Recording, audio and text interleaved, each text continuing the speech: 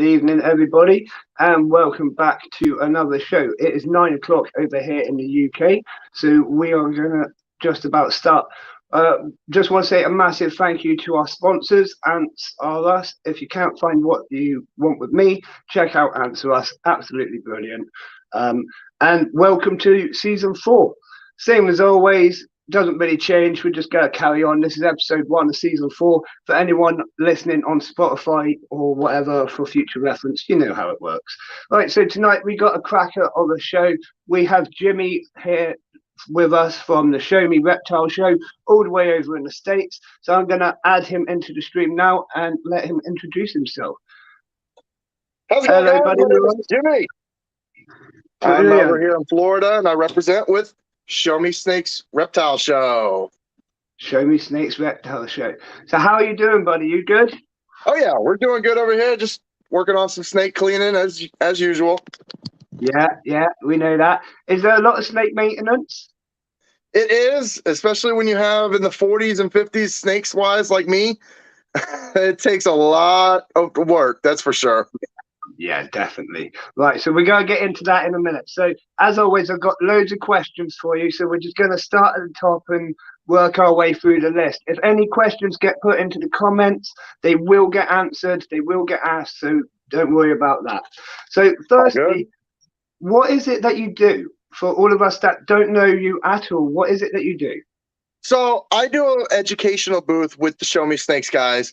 They're a team that does reptile expos. So if you've ever gotten any kind of Comic-Con style stuff, picture that with animals. So over in the States here, we do reptile shows. There's bird shows. We specialize in all exotics. So it all just depends on what your states here in America, what the state's laws allow for what you'll see at a show. Some states you could see a tiger. Some states you'll see monkeys. Some states you'll see alligators. Some states you'll just see like ball pythons and crested geckos. It just depends on what the legality is. And it's a type of show that you can come learn about the animals. You can come hang out with them. That's all like I do is just strictly education. You come over to me, you hang out with the animals, you get the pictures with them. You get to learn about them. You can ask me any questions about any animal. If you're interested in buying one in the future, come learn from it. Learn from somebody that's been doing this stuff for a very long time. So that's what these shows are all about. Yeah, we really like that because that's completely what we're about as well. We're trying to put on, like, we've recently had the first convention, and I'm myself putting on a massive exhibition in August. So like your reptile shows, we're starting in the ant world as such, hoping to get like big, same sort of thing that you're doing. If we could reach that would be amazing. Yeah, that would be awesome. That's for sure. Definitely. So what I've kind of done, I've invited reptiles and inverts and just about everyone, and just kind of said, like, let's get together and, like, stop hiding ants in the background is my kind of thing. I mean, people have brought some unique stuff. I've seen assassin beetles at shows. I've seen Vietnamese centipedes. I've seen some crazy inverts and some crazy bugs at shows before, that's for sure. I've seen people with bee farms set up that are actually just producing the honey at the shows. I've seen people with ant farms at the show. They're still very popular. People love them. Kids love them just for a little, set up in their room, something that's not too big. I mean, the isopod craze is huge over here. You get thousands of different isopod colorations, and you'll see them at shows from here to there. There are a ton of really good breeders over here in America of those isopods. Yeah, and they're so cool. You get like lots of different colors and stuff, and they are cool. I'm not that into them yet because it's one I've kind of not dived into, but I'm sure if I went nuts, like everything, it would snowball, wouldn't it? Yeah, that's exactly. Yeah, I'm a nightmare for it. Anything like that, I just get like obsessed. I'm like more. But that's how the exotic world works over here. Once you get the bite for one, you just go to a show and go, you know what, I want that, and I want that, and I want that. That's how a lot of us over here get into our collections of just unique stuff. That's pretty much what happened to me. Is I started with something small, and I think it was my first animal was a Savannah monitor, so I went big. I said I'm Yeah. going to go for Wow. a 4-foot monitor for my first Wow. ever exotic, and it kind of just blew up from there. I kind of just started going to more and more shows, and I really just fell in love with the animals and being able to work with a lot of them. Yeah, yeah, definitely. I've always wanted to have some job around animals. Luckily, now I have an ant business and my YouTube and all of that, so I've kind of fell into it. But it's like the dream of everyone who loves insects, loves animals, be a zookeeper or something like that. You know, that's the dream. I think that is the dream. So you mentioned lots of different states that the show goes to. Can you Yeah. run us through a few of them again? So we do almost, I would say about half of the United States has Wow. got show me shows in it. We're from here all the way to the Midwest, as far up north as Rhode Island. We've got I think 1 or 2 shows up in Rhode Island. We've got Florida, Georgia, South Carolina, North Carolina, Alabama, Wow. Mississippi, Texas, all over the region. And that's Everywhere. just the show me crew.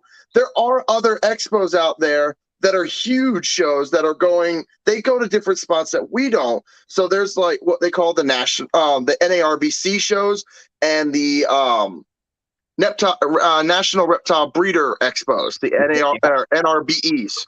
So we've got one that happens here in Florida. It's the Daytona show. That happens every August. It's the world's largest reptile show. Then there's the shows up in Illinois area, Indiana areas. There's so many shows. There's one in Texas, I believe. There are shows all the way out to California. I mean, most states have a show going on in it. Show me is just in a big handful of those. Yeah, yeah. So how often would your show be putting on a show? So Roughly? show me is happening every weekend in a different city in a different state. Wow. We take week. no days off, really. I handle the Southeast pretty much. I do shows over in Florida, Georgia, and as far as South Carolina, I'm working on stretching over to Alabama.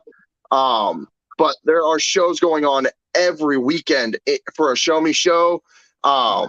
So, I mean, there's always something going on with us. Yeah, that's insane. That's so cool. So when you're not at the show, I'm guessing, like you say, there's lots of care and preparation that you have to do behind the scenes. Can you tell us a bit about that? So, I mean, when I don't do a show, it kind of gives me time to really just do deep cleans on a lot of my animals. So when I have a show going on, say that weekend, I'll do spot cleaning just here and there, pick up some poop, pick up some sheds, kind of make sure the water dishes are clean, kind of just do simple care.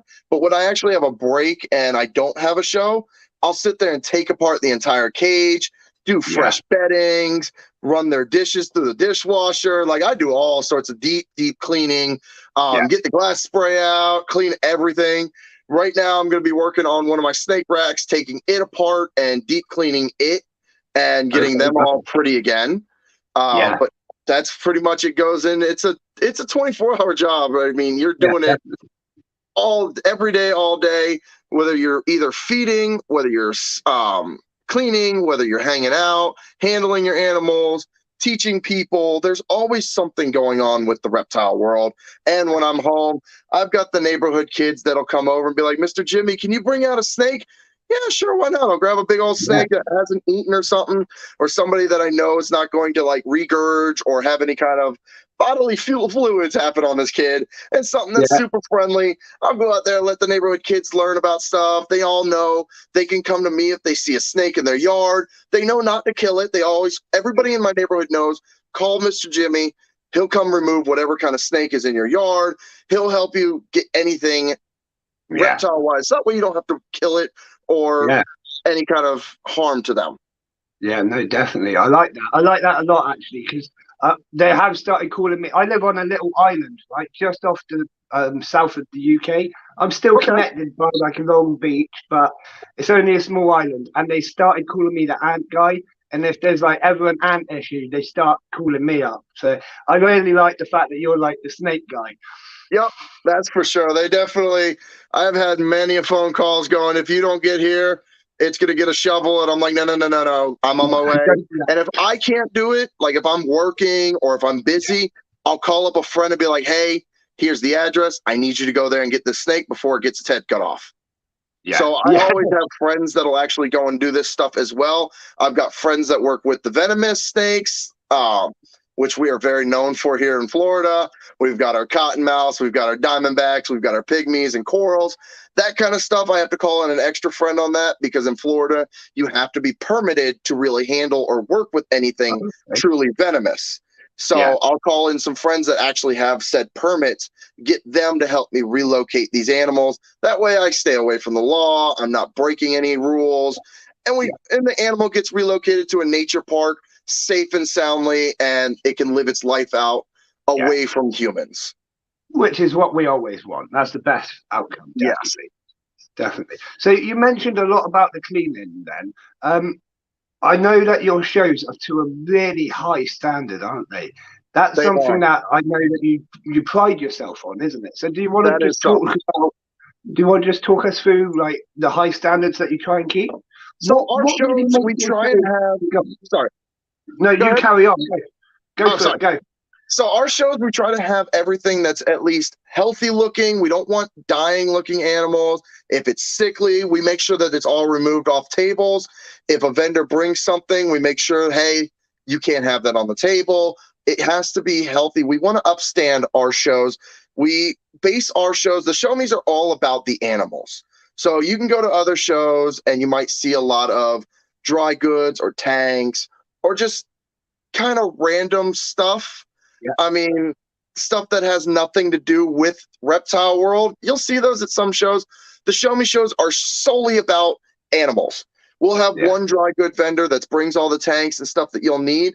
Ours, we hold it with more animals and education versus just anybody that wants to come do the show. So our shows, we make sure all the animals are healthy. We do a pre-walk on Fridays and Saturday morning just to make sure everybody's puts out healthy animals. Nothing looks like it's on deathbed. Nothing looks sickly. So we just kind of hold that up. That way a customer doesn't come in and they see something dying on a table and next thing you know, we're getting a bad review that we've got bad animals at our show.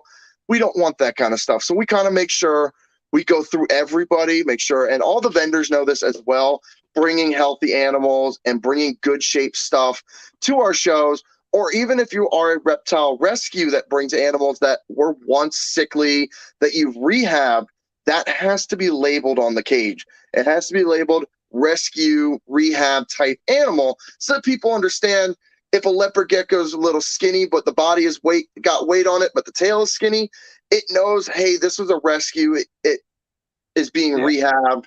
It's up for an adoption. If you want to continually feed it, it will gain its weight back, but it has to be labeled rescue or something like that to let the buyer know that it's not a sickly animal. It's healthy. It's just kind of regaining its body. Yeah. No, I like that. I think that's a really good way to, like you say, uphold those standards and make sure that your show is always amazing. Yeah, no, that's really cool. Do you ever find there is many that you have to take out or ask to be removed? Not too often. Most of the vendors know now, like, we don't take in, like, they know not to bring bad stuff. We've had them in the past, and we've pretty much eliminated those vendors that have brought bad wild caught animals that are not treated. They look like they're full of parasites. They look nasty. We've had a couple of those in the past, but as of recent time, most of the vendors pretty much bring something healthy. They're not, because it also goes back on the vendors. If a customer sees a dying animal on a vendor's table, they're going to call that vendor out on Facebook, on Google, on any kind of social media platform. So we really don't want that for them either. So most of the vendors know, try to bring some good looking stuff and kind of uphold yourself, not just the show me show, but to actually uphold yourself as a vendor. Yeah, take some pride in what you do, really. Yeah, exactly. Yeah. So how long have you been running this show, or how long has the Show Me show been running? So I've been working with Show Me. I truly have been with them. I want to say I've been with them for almost a year now. I've been hanging out with them and helping them out and promoting their shows for the past probably year. Yeah. Uh, I believe they've been going for a couple years. They're based out of Missouri, so the owners Okay. are from Missouri, so that's where everything started. I just happened to be I was at Nashville. They're one of their shows in Nashville, and I got introduced to the owners and kind of got a friendship going with them, and I kind of liked how they were running their shows because I've worked for other shows in the past, and they just those other shows have kind of left a bad taste in my mouth with them, so I don't even go to their shows anymore. I would Wow. much rather solely go to a show me show. The venues Yeah. are always clean. The vendors are always clean looking. The Yeah. animals are always clean. All the vendors are nice in uniform. It's all really pretty. You walk into a show and it's just really amazing in there. And that's what I liked about the Show Me guys and meeting the owners, Mickey and Tamara. They were super awesome people. And they kind of we instantly had a click as just a friendship. And I mean, we talk almost daily to those guys. And Nice. always trying to come up with new ideas, how to make better promotion, how to kind Yeah. of get everything going. So I kind of just liked their energy too, and how they're always trying to think of what they can do better. Even though the Yeah. shows are amazing, they're always trying to think of what can we do better? What can we Yeah. do to push it? So, and Yeah. I like that about them. They're not trying to live in the past. They're not trying to just keep everything as the 90s or 80s or 70s when some of these shows started. They want to advance into the future. They want to see how the shows are going to look in the future.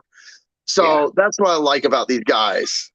Yeah, yeah, no, I think that's brilliant. I've watched quite a lot of footage of the shows on YouTube and stuff, and I have to say they do look amazing.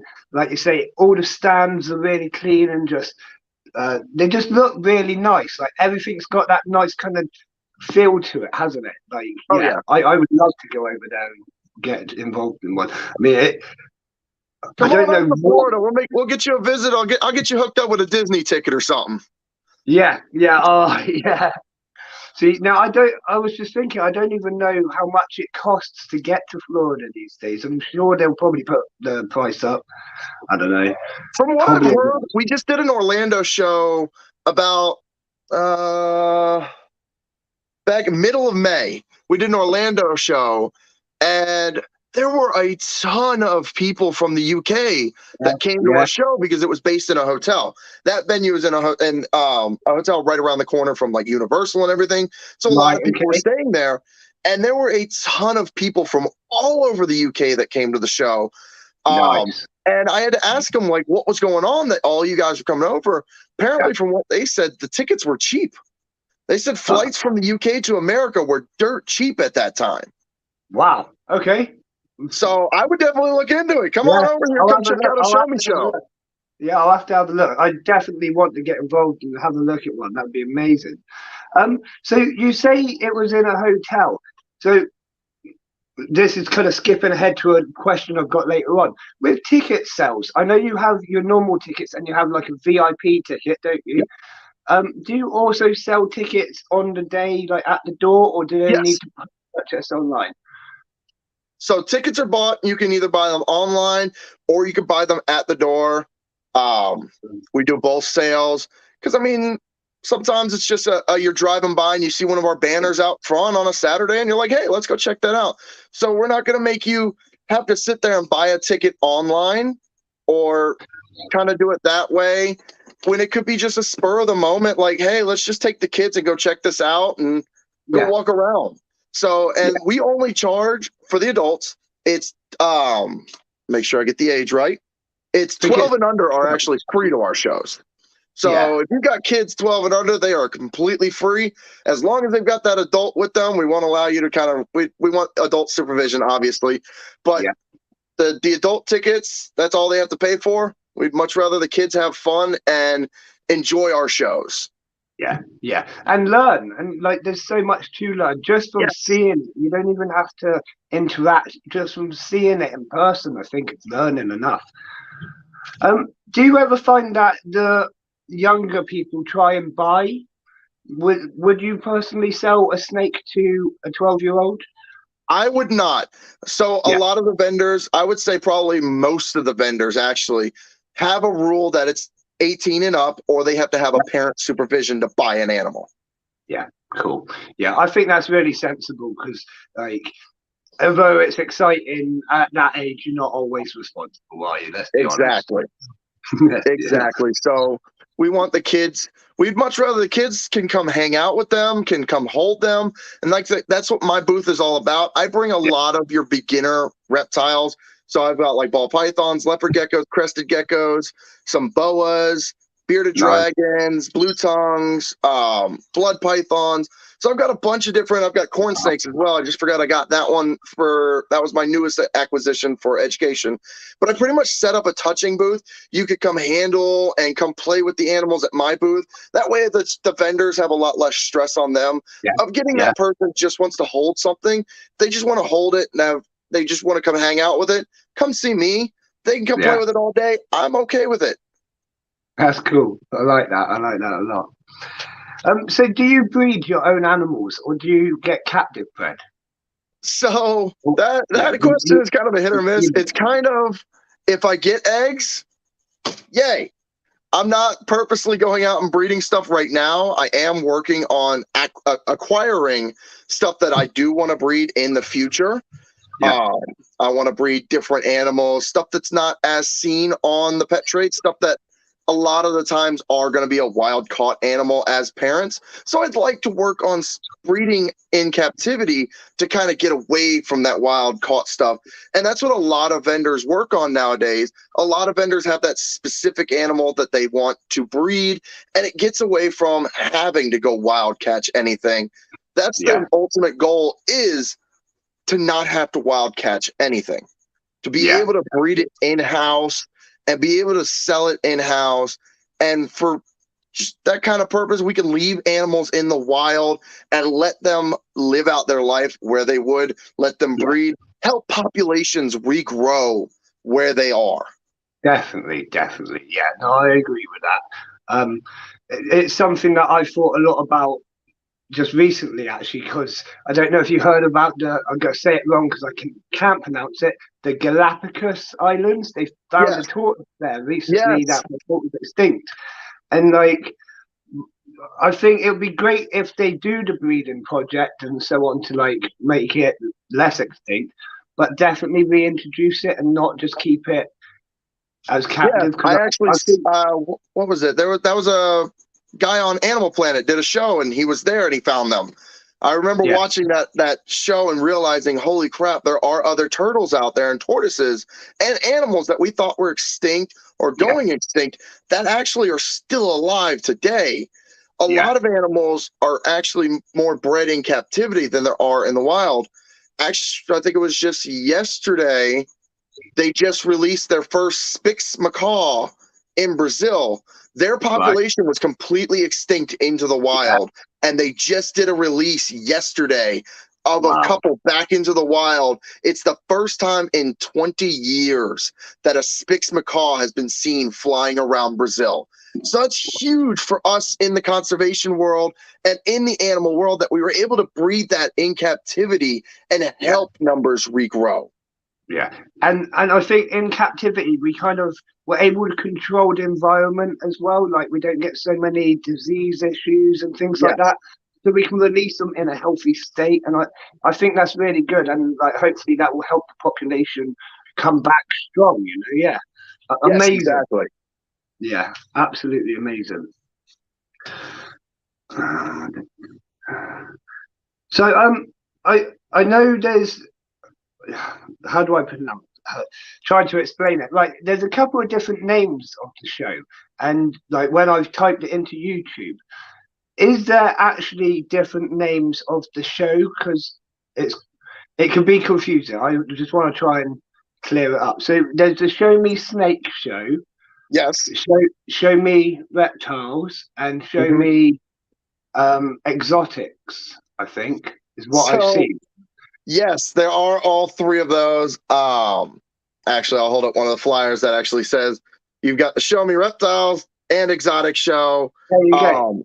So the original name was the Show Me Snakes. So that's why a lot of the brand has been done as Show Me Snakes. That's why the website is showmesnakes.com. So that's why that you'll see that it's kind of getting rebranded as just a Show Me Reptile and Exotic show. That's what the shows are more about. It's Yeah, kind of just a rebrand. It's working on it, just kind of renaming just Show Me Reptiles and Exotic show, kind of getting yeah, away from just snakes. Because yeah. obviously, if you go to a show, there's a lot more than a snakes at Show Me shows. Yes, yeah, no, that's fair enough. I thought I'd go into that a little bit because I thought that would be the case, but I wanted to clear it up, make sure it was clear for anyone watching. As for the website Yeah, go, still says showmesnakes.com. yeah, So anybody watching can go just directly to showmesnakes.com and they'll be able to pull up any of their shows that are local to them. You can you'll see a tab that you can pull down by state and kind of pick whatever state you live in or whatever you want to drive to, and you'll be able to see what cities that we're actually in. that's really helpful actually. So I'm just literally looking at it now, and you've got wow, loads. It's so impressive as well. And there's the become a vendor and the 10 shows and Yep. everything else, all the information that you need on there. It's actually a really good website. I do advise everyone has a little look. So I'm just putting a link in the chat for everyone right now. Appreciate that. Thank you. No, no problem at all. That's what we're here for. Do you ever, because obviously you mentioned earlier about the rules between state lines. So what sort of effect do they have on you? So for say myself here in Florida, there are a ton of species that we cannot have here anymore due to Fish and Wildlife kind of passing a ban on them and not allowing us to keep these. It all branches down to both a natural disaster that happened back in the early 90s to nowadays. Basically, that's why Burmese pythons are found in the Everglades was Yeah. actually due to Hurricane Andrew back in the 90s had destroyed a lot of the facilities in Miami. And a lot of those facilities housed a lot of these animals. So that kind of didn't help. And the Everglades is the closest thing to their kind of natural habitat that a lot of these animals are used to. Back in the 90s, we were still wild catching and importing a lot of these animals. So they're used to their natural environments. So Everglades was the best thing for them. And then there's also different springs and rivers that actually can be stretched back to the 1960s when they shot Tarzan here in Florida. They actually had live monkeys for that movie that had escaped. And you can actually go down a river here in Florida and see live macaque still in the trees. They had just reproduced. They kind of do what monkeys do, and they've been reproduced, and you'll find populations of that kind of stuff here. So a lot of the laws affect or stretch that stuff. So you pretty much have to have most permits for anything. They all branch down by class 1, class 2, class 3s, and then they have different subs. Like on the class 2 or class 3, there's the class 3, and then there's class 3 venomous that allows you to have venomous. And then with the anything like that, the venomous or the monkeys or crocodilians or any kind of animal, they require Fish and Wildlife requires hours worked with them, signed off by authorized personnel. Basically, that way it shows Fish and Wildlife that obviously you know what you're doing. And then they'll do inspections on your house, make sure you have the proper setups, make sure you're not keeping an alligator in your bathtub. It's set up properly. You're not just keeping a monkey free roaming your house. It does have a cage. It can free roam as long as you're awake. Just want to make sure that it's got a home. It's not just kind of chilling everywhere. So that's Florida. We can't have iguanas. We can't have tegus, Nile monitors, red-eared slider turtles, Burmese pythons, anacondas of both yellow or green, rock pythons and reticulated pythons, as well as scrub pythons. We cannot have them here. They kind of just eliminated all of that stuff on us, and it just kind of hurts a lot of us that have had some of these animals for years, because originally you were allowed to have them with a license. You had a class 3 captive, class 3 CSP, so it's a conditional species license. It allowed Right. you to have X amount. You just had to claim them through Fish and Wildlife. So they do. They would come to inspections. You'd have to have it microchipped and everything like that. And then all of a sudden, it just got to the point that they were like, you know what? Nobody should have any of this stuff. So they got rid of that license. And it forced a lot of us here in Florida that have had animals like that are our family. Like if you raise something from an Yeah. infancy, from right out the egg, you get attached. Yeah, So I definitely. had to get rid of 5 of my snakes just because of this law that got passed. And Wow. all of these guys I'd raised since hatchling. So it hurt me a lot to have to sell and get rid of my animals, all because of Fish and Wildlife wanting to pass that law. And it also stretches down to irresponsible owners that, after hearing everything about Burmese and all those non-native animals loose here in Florida, they kind of just, everybody releases their animals Yeah. outside, and it causes an even bigger problem. I mean, I'm all the way up in North Florida, so I'm up in Jacksonville, but even up here, we've found leopard geckos, we've found ball pythons. There's been so many different animals that have been released just up here in the north. Yeah. And unfortunately, with North Florida, we do get cold sometimes. Not as cold as like Georgia or some of the other states, or even in the UK. We don't get that kind of cold, but we do get 50s Colder. here.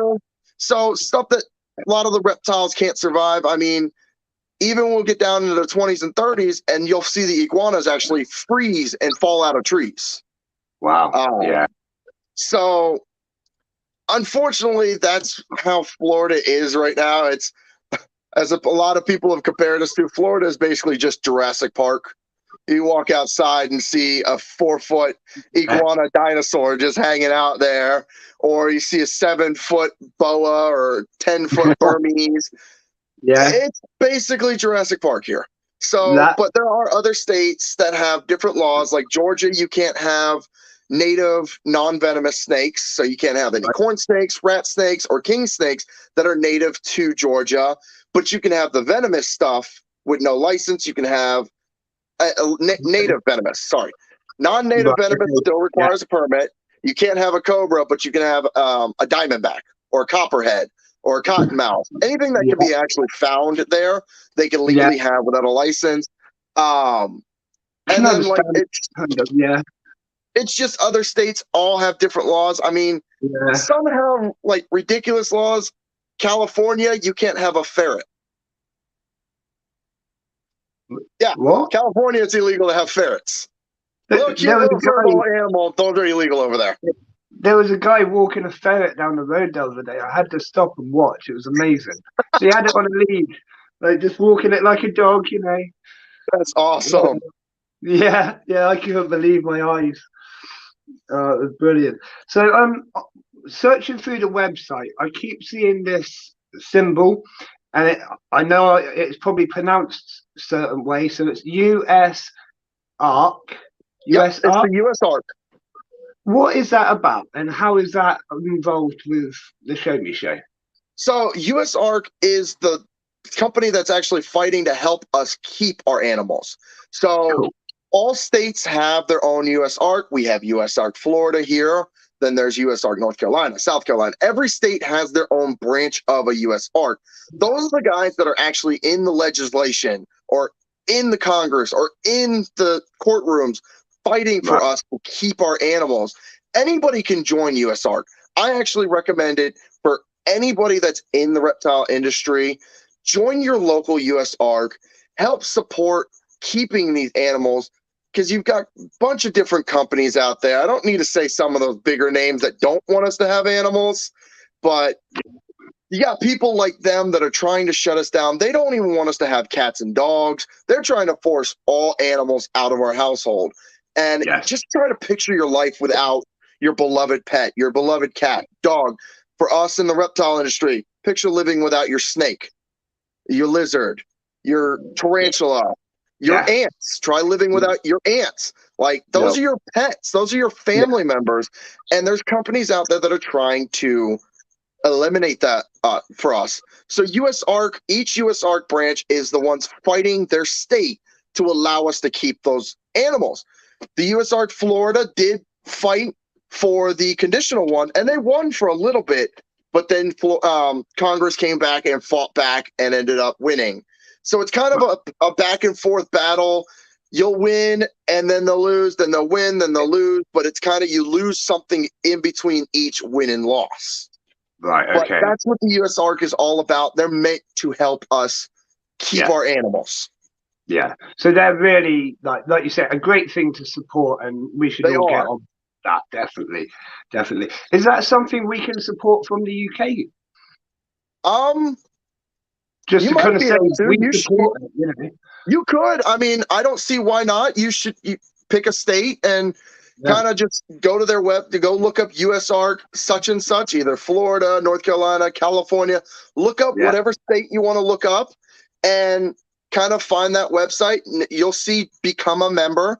It's not that expensive to become a member. I want to say it's like $5 a month for donations, and it goes towards helping us keep our animals. So I don't see why not. You become a US ARC Florida member or whatever state you want to pick in the UK. I don't see why not. Yeah, no, brilliant. I think it's an amazing thing to support. Like you say, it would be heartbreaking to lose your pets. That's horrible. And although some of the laws, they are sensible to a point, I think they're not being made by the right people or in the right way. You know what I mean? It needs to be, like you say, possibly the US ARC people need to be the ones really, like you say, heavily involved in creating the structure of the laws. I don't know, but it seems like a real mess. I agree. Those are guys. The US ARC are the ones that actually should be the ones giving us our licensing or giving us what we need to keep these animals versus legislation that just doesn't want us to have animals, that doesn't know. Most of your US ARC board members, pretty much I'd say like 90% of them have exotic animals at their house. That's why they got into the US ARC.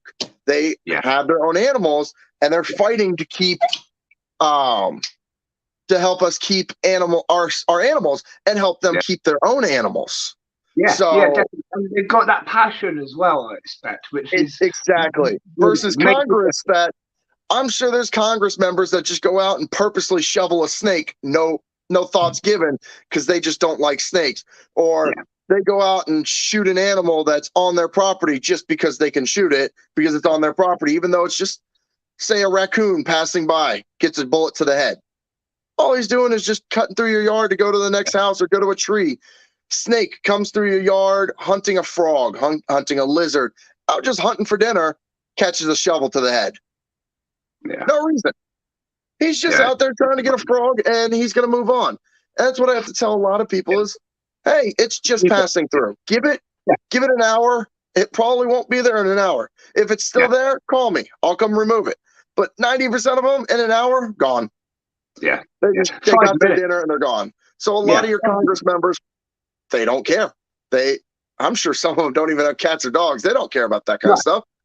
So they just want to get rid of all animals in a household. They don't really truly understand what they're fighting against. That's your Congress, whereas the US ARC is the one trying to convince them, hey, this is what you're not seeing. This is what people are passionate about. This is their life. Yeah, definitely. No, I completely agree. I think it is definitely something I'd like to get behind from the UK. Is a really important thing. So I'm just going back to my massive list of questions because I got completely lost. Normally I would tick these off, but before we started, about a minute before we started, I flicked my pen and it went about a mile that way, and it's gone. It's gone forever. Yeah, that's it. That is it. It will never be found. So you mentioned earlier that you haven't really got restrictions on what you'd have. You'd have a tiger there.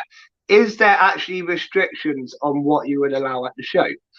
So there are licensing, like for tigers in Florida, you do have to have a license, but like other states, you don't. Like Texas, I've met up with people that have tigers in their yard. So different states have that kind of cool stuff. So, I mean, what we allow at our shows all has to follow guidelines of the state. So Yeah. take Florida. You go to our Orlando show, and there's a guy with a tiger. Well, we have to make sure, one, he has said permit for that tiger. If he Yes. doesn't Yeah. have a permit for that tiger, we will have to call Fish and Wildlife and have him removed. We have to Yeah. follow the law. We're not trying to break any laws. So all the animals that you're going to see at a show me show are all legal to be in that city, in that state. And that's what we do. That's the biggest thing about going through on Fridays for load in, because our shows are just Saturday and Sunday, whereas Friday we take and let the vendors load in, and that way they Yeah. can set up their booth. They're not rushed before people come in. So we'll go through Friday evening, and kind of make sure everybody's got legal stuff. If we notice something, not everybody knows all the laws. I'm not going to say I know every state law. Yeah. Some people travel, do shows in other states. Sometimes they don't see a law and they don't realize it. But if it's a law that I know, like if we do a Georgia show and somebody's got corn snakes, I'll let them know, hey, buddy, you can't have these in the state of Georgia. They're illegal. Just move them off your table. Please don't sell them. That kind of stuff. We just got to make sure everybody's upholding the law. We don't want anybody breaking laws. We don't want anybody having illegal animals. So that's how we get around all that stuff. We make sure that everybody's legal. Yeah, that's important. So what would you say is the most like wildest as in like the craziest sort of animal that you've seen sold at one of the shows? Have you seen tigers being sold? I've never seen tigers sold at a show.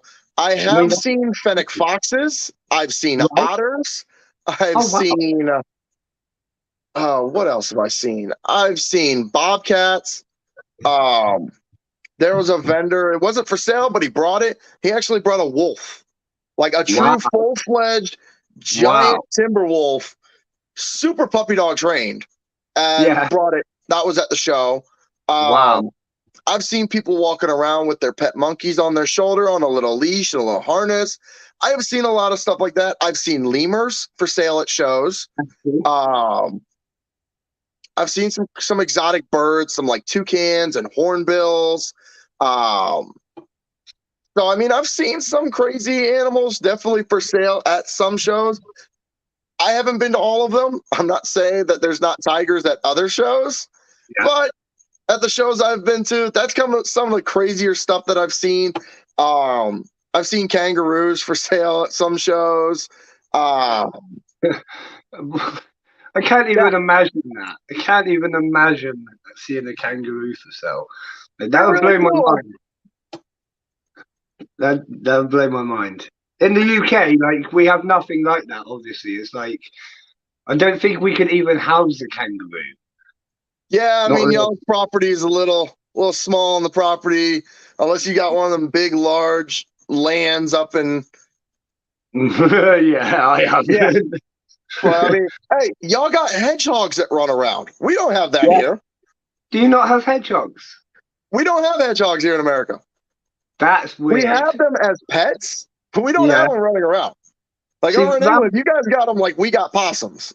Yeah, we don't have possums. Yeah, that's weird, isn't it? And like you get raccoons breaking into your house. We have nothing like that. I was watching a video earlier. Yeah. We have the worst we get is a fox running about, and you go around it and it will run because they're so scared of you. I live out near the beaches here in Jacksonville, and as of about 3 weeks ago, there is a black bear that is now in my neighborhood. Wow. Okay. I've already told everybody in my Facebook group. I'm like, yo, y'all don't call me for that one. I'll come get a raccoon out of your attic. I'll come get a snake out of your living room. Black bear's above my pay grade. No. But no, we've got some crazy animals like that. I've removed tons of snakes and raccoons and animals like that. Like I said, on certain animals, alligators, I call in some friends on them that are actually licensed to be able to license trappers. Venomous, I call in licensed trappers on that. Black bear, that's somebody else's department. That's someone else completely. Yeah. Wow. Yeah. I live on like I say, I live on this tiny island, and it is literally about 2 miles wide and about 4 miles long. That's it. Tiny little island. And we've got so little wildlife. It's unbelievable. We've got some wild goats and stuff like that, but that's about it. We've got nothing, no predators of any description. We've got fish, lots of fish. Yeah, lots of fish. I literally, like, I can't even listen to a whole song on my music before I reach the beach. Yeah, it's nice. Like, I could live in a worse place. You know what I mean? You could. Yeah. So, have you got any interesting stories that you can share with us on any of your shows or anything? I mean, I have got tons of stories from different shows in the past that I've done. I have seen my fair share of crazy stuff that's happened at a show. From watching a vendor get tagged in the face by an 8-foot boa at one of my first ever reptile shows I went to. He got tagged right in the face by a Doomerals boa, big old 8-foot boa. Gave him a nice little black eye on him. I mean, I have definitely done my fair share of stuff. I've been out in Texas, and this is going to sound real far-fetched, but I got picture proof. I've played with a tiger in a McDonald's parking lot in Texas. If that don't sound like some American stuff. Texas, I met up with a guy. I was picking up an animal from this guy, and he had a tiger in his back seat, and we agreed to meet at McDonald's so I could pick up the animal. He goes, "Hey, you want to play with the tiger?" Yeah. What? Yeah. You just riding around with a tiger in your backseat? Wow. I was like, all right, that's pretty cool. That's I've definitely seen some stuff at some shows that I could just talk about all day. I mean, it's always fun going to shows, and it's always fun getting to know these vendors because I've been doing this. I got into reptiles about 10 years ago. I went to my first reptile show and kind of that's where I bought my first Savannah monitor. I fell in love with it. And it was either 13 or 14, I actually started helping out with some friends that I had met that were vending.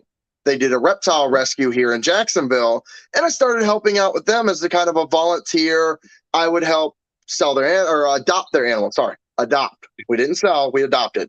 Adopt some animals out, sell some decorations, that kind of stuff. And I really started getting to know these vendors and really getting on a first name basis with these guys. And a lot of these guys have been doing this since the early 70s. So it's nice to actually get to sit down and talk to some of these guys that have been doing this for a very long time and get that knowledge. I'm 32 years old. Some of these guys are in their 50s and 60s and 70s that are still doing these shows.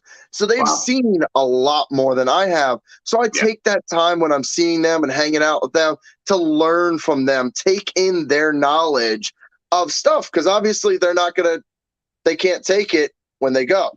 Yeah. So if they can pass it on to somebody, that gives me in my educational booth an opportunity to pass it on to the younger generation. The future of our exotic animal industry, the future of animals is in that younger generation. So being able to pass knowledge that I have down to them is amazing. So, I mean, it's doing this kind of stuff is amazing. It's just I'm so passionate about doing it. And, I mean, I definitely am one of those guys that if I see somebody that's posted, "Oh yeah, I just killed this snake in my yard," I usually don't hold my words. I'm one of those that will go off. Or if you come into a show and you're one of those guys that are just at that show to see who they can piss off. They're those guys that just come and they're like, "Well, I hate snakes. I hate lizards. I hate that." Well, why are you here? Yeah. They're like, "Oh, well, I just killed a snake in my yard. I'd kill that snake if it got out." Yeah. Well, you have nothing better to do with your life than to come pick on somebody that's passionate about this stuff and come harass people like us that this is our livelihood. This is our life. There's no reason for it. Leave us alone. Yeah. Come hang out, enjoy. So that's definitely something I would say. I mean, there's so many stories. Some stories I can't tell on TV or YouTube, I should say. Some Yeah. stories are just kind of private that are fun that Yeah. definitely Yeah. we have a Yeah. blast doing. Um, we do a lot of auctions as well, like at the shows, and we do a lot of we'll hang out with the vendors and do US Arc auctions. So a lot of our shows, we do it on a Saturday. We'll do an auction. Vendors will donate stuff. All that money goes to the US Arc. Every bit Oh, of it wow. goes straight to the US Arc. I mean, Show Me has donated thousands and thousands of dollars to all the different US Arcs, not just Florida, all of them. So whatever Yeah. state that they're in that they're doing an auction, Yeah. that's where they do Ama- that's who gets the donation. Amazing. So we definitely um we definitely have fun at the shows. I recommend everybody comes and checks out a Show Me show. We're a lot more fun. We're a lot more upbeat. You'll come to our shows. There's music playing right when you walk in. You've got music, and it's all good music, it's dancey music. It gets all the kids going. I love Yeah. seeing all the little ones out there just dancing. You got the parents that are out there just having fun. So we try to make our shows a lot of fun. So that way you have a story to tell down the road, or these kids that come to the show and get to hang out with some of my animals, they can go to school the next day and go, look what I did, or show pictures, or tell their friends, like, hey, I got to hang out with such and such this weekend of animals. Yeah. Orlando, we've had kangaroos there that are amazing. Kids get to play with the kangaroos. Yeah. That's amazing. I'd love So, I that. mean, there's so many story building stuff that you can do at a Show Me show that help out. Yeah. Brilliant. Like, just going back to the kangaroos, I really want to see a kangaroo now. You put it in my head, and I'm gonna have to find one somewhere. Well, come on to Jacksonville. Yeah. I'll introduce you to some kangaroos. Yeah. All right. I'm up for that. I'm up for I that. will make that happen. I'll get you in some kangaroos for sure. Brilliant. They're quite good at boxing, aren't they? They are. There are a few that a friend of mine has that are definitely. He'll Yeah. tell you don't go near that one. Wow. But a Cool. lot of them are super friendly. If they've Yeah. been hand raised and bottle raised, they'll be super friendly and they'll hop right up to you, let you pet them. But there's always that one in the batch There's that always the one with the eyes. Yeah. there's always Yeah. that one that you go in there, go, hey, avoid that guy over there. Yeah. There's always one like that. So let's talk a little bit more about your experience, because you say you've been doing it for about 10 years now. What have you kept in that sort of time? Lots, I expect. I have kept hundreds and hundreds of animals. I think Wow. right now I'm down to like 75-ish, if not a little bit more. I got to go through and do a new head count. I lose count so much because I mean, I get a lot of people that call me that don't want their animal anymore or can't take care of it anymore. And they'll call me up. I've got friends, like I said, that run a reptile rescue. And if they can't take it, they'll hit me up, be like, hey, we're out of space. Do you mind? Yeah. Oh, I got you guys. I got space. I'll take it in. Or they'll come to a Show Me show and they'll see that I do education. And I've had one vendor donate a really pretty ball python to me, just because they saw what I did, and Wow. I appreciate them for doing that. It's a banana pinstripe, so it's a really pretty yellow Wow. ball python. Yeah. So they donate that. So I mean, in the years, I've worked with animals from probably every continent. Wow. Wow. That's impressive. That's pretty And cool. then, like I said, I've been around the venomous stuff. I don't personally work with it. I have a ton of friends that actually work with that stuff, that specialize in it. I'll watch them from a distance. Yeah. Yeah. Um, Yeah. So even the owner of Show Me, Mickey, he actually has venomous at his house. Right. Okay. He's Yeah. awesome. He loves talking about his stuff. Um, so I love learning stuff from everybody, even the venom stuff. I like to learn it Yeah. just so that I have that knowledge. Do I intend on keeping any? No. Probably not. The only thing I might ever focus on is like maybe a Gila monster or a beaded lizard. Yeah. Those I Okay. can probably work with. I'm not a cobra guy. I'm not gonna get a cobra. Yeah. So, but I mean, I've worked with tons of different ball pythons and boas and different other species of pythons, from tarantula, scorpions, flying squirrels, possums. Heck, I mean, heck, to try and list everything I've had and worked with in the past, we don't have enough time. I mean, hundreds and hundreds of different species between my personal collection and friends of mine that have a little bit more permits than I do.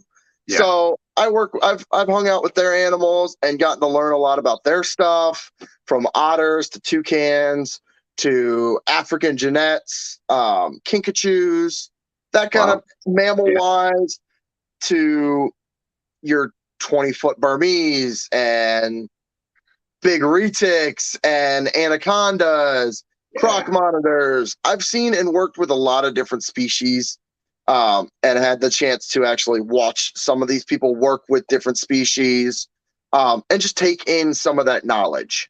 Yeah. Well, I forgot what word it is, but it would be great to have that experience. Like you say, that's an amazing opportunity for you to learn everything. Oh, yeah. Yeah. We've been asked, have you ever, well, are you into ants, or have you ever kept ants? Have you ever had them pass through your hands? Actually, yes. And Brilliant. I mean, you might not like Brilliant. the answer. I used to So keep go on. horned toads, and the horned Right. toads Yeah. only diet Is ants. Yeah. ants. Yeah. So I did keep ants for a while I had horned toads. So they're actually really cool, and watching them actually do tunnel systems and all Yeah. that was actually pretty. I thought it was quite interesting to watch them do all the tunneling system. But I had them mainly as feeders Yeah. for those horned toads, because that's all they Yeah. eat. Yeah. So I've been told by another it was DC, I always get DBCB Exotics, if you know the YouTube channel. Um he told me I should get one as population control for my ants.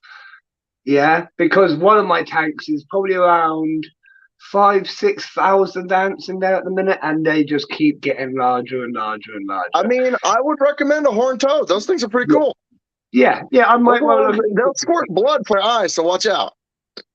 What? They Yes. squirt blood. So horned toads, as a defense, will squirt blood straight out of the inside of their eye at you as a defense. Wow, that's a You're nice. welcome. You can look that up later. Yeah, that's interesting. I mean, that is the first instance I've ever heard of something squirting something out of its eye. I mean, I think I could do it if I drank enough milk. Maybe. Well, I'll have to try one night, like on my own with the wife. Just see what happens. See what happens. There you go. So, out of everything that you've kept, what would you say is your favorite? And then, as a second part to the question, what would be your absolute dream animal to keep if there was no restrictions?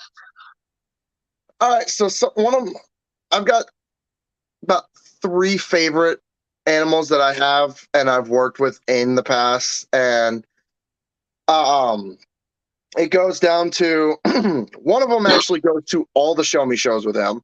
He's become one of my best picture guys. Let's see if I can grab him out. See what kind of mood he's in.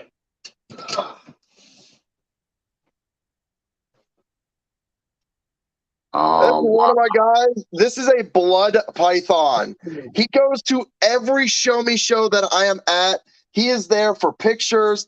Everybody loves hanging out with him.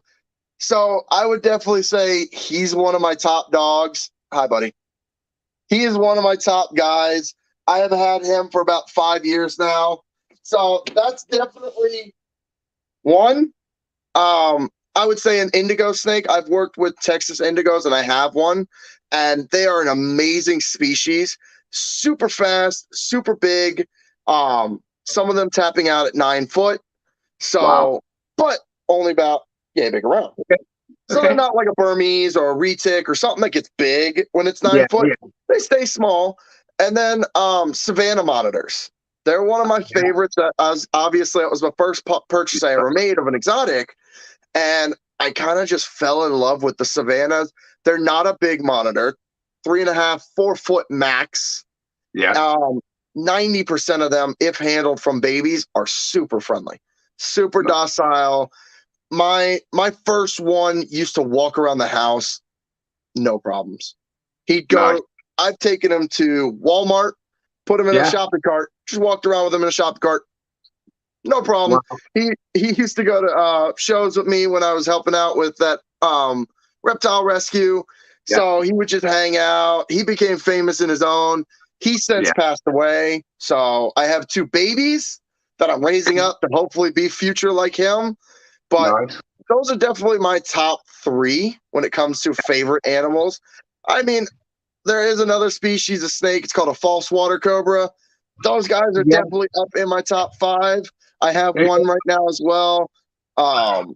Those guys are super cool, and they are rear fang venomous. So unlike your traditional in the front, they're in the back, so they kind of got to gnaw on you to envenomate you. Right. As That's for a dream, yeah. man, Anything. Anything. I mean, I am very partial, and it would honestly, it would be, it would honestly be a hyena. Wow. Okay. Of all creatures, a hyena, they're super friendly if raised up from a pup, and they're just like a dog. Like if you raise it up from infancy, they could be just like a dog. I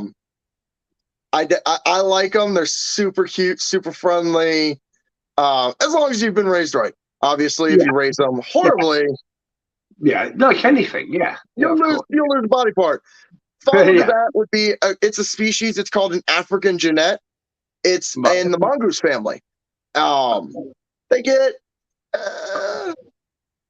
probably about 2.5, 3 foot, give or take, full length. Yeah. They're a skinny species, but they stay in the trees, and they are super, super friendly, super docile when hand raised. I have actually personally worked with that species in the past. Nice. I have many, many pictures and videos of them just hanging out on my shoulders and playing with them and loving on them. They're a cool species, but as anything, they are a wild animal still, so they still have the potential to hurt me. So those would be my top 2. And then if it came down to the reptile world, I like crocodilians. So yeah, probably a crocodile, something fun like that would be something really cool and unique to have. I mean, living in Florida, I see alligators all day. So I'd like something different in a crocodilian world. So like a saltwater crocodile or something like that, something different. Dwarf caimans are really cool. I've worked with those in the past. But that's again, you need a license here in Florida to have said animal. Yeah, of course, yeah. I've recently become not obsessed, but I've really been wanting a red-eye skink. Red-eyed skinks. Yeah, Red-eyed croc skinks. Sorry, red-eyed croc skinks. I knew there was another word. Those things are really cool. I have worked with those in the past. I've had friends that have set those guys up, and they are really super cool. Not that big of an animal. I mean, I think 8 inches, 9 inches full grown. very cool. So not a super big animal, but they do like a lot more moisture. So a lot more water in the cage. Some sphagnum moss setup. Humidity needs to be boosted definitely for sure. My buddy, when he set up his, he did a lot of water in his cage. And he noticed that he was having a lot more he was having a lot of healthier animals when he did it like that. When he originally had some, he set them up just like any other cage, and they were losing weight, they were not eating as much. But when he changed it up and made it more of a semi-aquatic setup, Yeah. we Yeah. started noticing them flourish a lot more. They were out eating, they were out doing a lot better. So Yeah. red-eye crocs are definitely a really cool species. I personally want one. I don't have one, but I'd love to do one as a setup, do a couple of them as a setup. Yeah, yeah, brilliant. So going back into what you just said, I've actually come up with. I say I came up with it. I had an idea when I did one of my bioactive builds for an ant species, because they need quite high humidity as well, but you don't want enough water for them to drown in, because they Yeah. drown really easy. So basically, I built a waterfall that was completely covered in moss. So the water would still run down, but through the mosses into like another big patch of moss at the bottom, but it gets sucked back up into the water through the mosses, and they haven't drowned at all. But the humidity, because there's always that flow in water, it's worked perfectly. I've not had any humidity issues. So I'm just tracing a flying ant which has gotten out. Oh yeah, he's gone. He's gone. Oh, God. I've got Asian bullet ants, and I have no lid on the tank. The males are currently flying. They're going to go find that pen you lost. Yeah, possibly. It's not much of an issue because they fly. They come over here, and then they fly back because it's cold, and like they like the heat pads and stuff. It's pretty much how I like. If my ants ever escape either side of me, they don't go far because the rest of the room's cold. But Yeah. some of Those the bullet other ants, ants, I've heard of bullet ants. Those things can be nasty. yes, right. So these are the Asian ones, which are less painful, but I do Okay. really want the proper ones. They're so hard to get hold of in the UK, though. I looked at the proper bullet ants, and the queen on her own, without guarantees of being fertile or any of that, is like £150. It's a lot of money.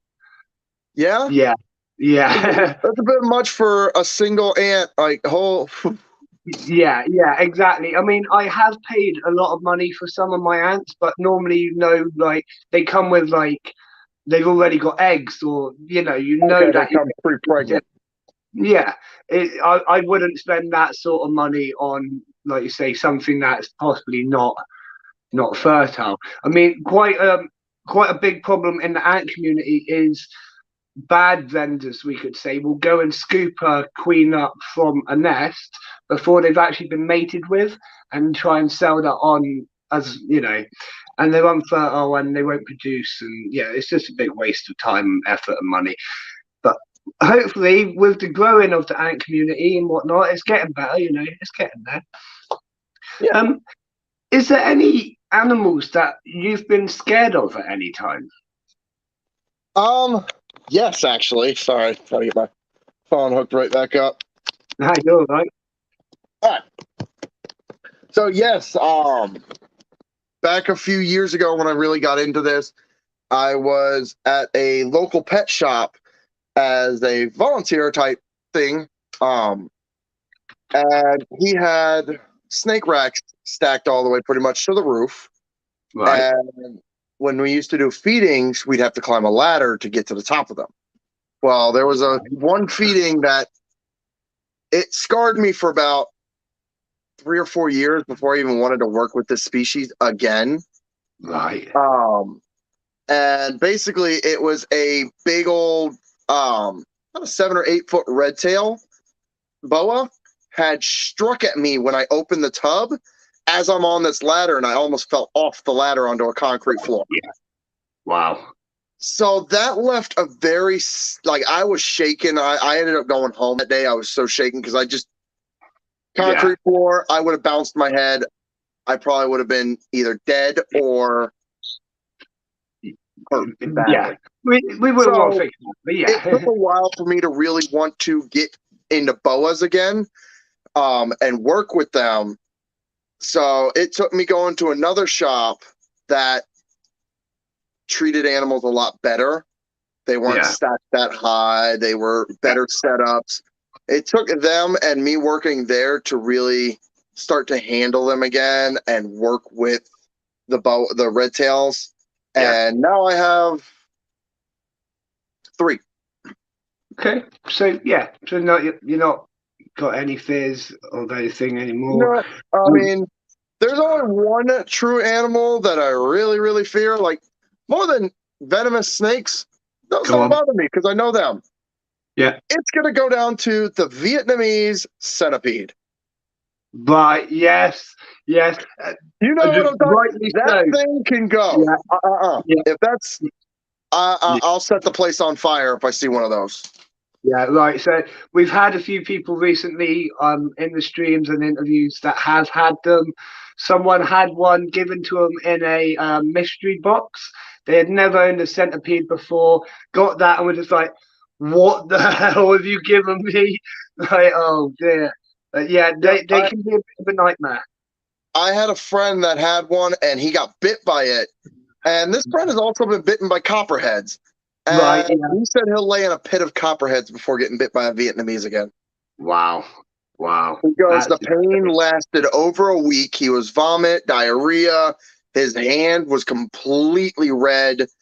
I've had one run up my arm. Didn't do anything because I threw it off of me. But I was going to feed it, and it ran up my arm, and yep, no, done. no, no. They're I fast. wanted nothing to do with it. I threw it. I was like, that thing go right back, straight back to hell where it came from. Yeah, no, I couldn't do it. And they're big as well, really big, They really do fast. get big. Yeah, So that's about really my only true fear yeah, I in think the that's fair. exotic world. Yeah, I'll jump in a cage with a tiger and a lion. Don't put me anywhere near that Vietnamese. yeah, that's fair enough. I think I'd probably be about the same, to be honest. I've never been near a centipede of that size yet. I mean, in the UK, we get tiny little things, yeah, not a concern. And then you see that online, it's like, yeah, that's not for me. That's not for me. Do you keep any other pets that aren't interesting, we could say, exotic? Do you have cats and dogs? I do. I have 2 dogs. I have a pit bull corgi mix, and I have a husky. Oh, brilliant. Both beautiful dogs. Oh yeah. So I mean, growing up, I actually wasn't into reptiles. I started out as a fish guy. At one Wow. point, I had about 15 different fish tanks, going from saltwater to freshwater to brackish. I Wow. had predatory. I had tropical. Yeah. So I was really big into fish growing up. It kind of, like I said, I went to my first reptile show, and You just got that. that's where it Yeah. ended. I still have a Yeah. fish tank, like a little tropical fish tank, sits in my kitchen. Little fish in it, but Yeah. other than that, I'm pretty No. much all reptiles now. I've done a couple aquatic setups, like I have a turtle pond out back, that Yeah. aquatic, and then my false water cobra setup has a big water feature in it that's got some live fish and some snails in it. But other than Yeah. that, I'm pretty much all reptiles, and then my 2 dogs. Yeah. No, that's fair enough. That's fair. No, I like the fact you've got the dogs as well. It's like everyone needs a dog, don't they? Oh yeah, Everyone's got a, yeah, everyone oh yeah. needs I a dog. definitely agree with that one. Have you got any tips for someone who's going to attend one of your shows? Um, if you're coming to a show and you don't want to spend money, just leave the wallet in the car. Yeah. Yeah. Because 90% of the people that come to the show, I'm not here to buy anything. I see them later walking out. Yeah, I bought something. Yeah. Of That's course. how it happens. So, I mean, but come to the show and have fun. Like, even if you're there just to kind of learn, even if you're afraid of snakes, afraid of lizards, afraid of spiders, come learn about them. Like, Yeah. a lot of these fears that people have of animals branch down to parents, grandparents that are afraid of snakes. Like for me, both my grandmothers are terrified of snakes. I have like 40. So, I obviously did not let that fear affect me, but a lot of these fears that parents have kind of come from their parents, Yeah. and these kids have the fears from their parents. The kids don't know. Like I've seen many a kid that go, "Can I hold that tarantula?" and their mom or dad is just looking at them like, what? Yeah. Okay, what's all tarantula? I'll break a tarantula out, let the kid hold it, no problem. And the parents just sitting there terrified. So if you're coming to a show, come to learn, come to ask questions, come to just hang out. Like I said, I've got a huge booth set up for just exotics and learning. I love teaching people. I actually have a show on Tuesday for a daycare to teach the kids about some exotic animals. Awesome. But I definitely would say come to the show, come have fun, and just come hang out, come learn. It's basically like going to the zoo, but you actually get to touch the animals. Yeah, it's better. Yeah, definitely. We've just had a question in the chat. What is in the cage at the side of you with the green tray?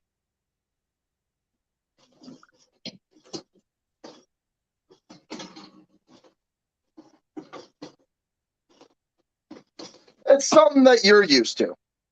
Oh, okay.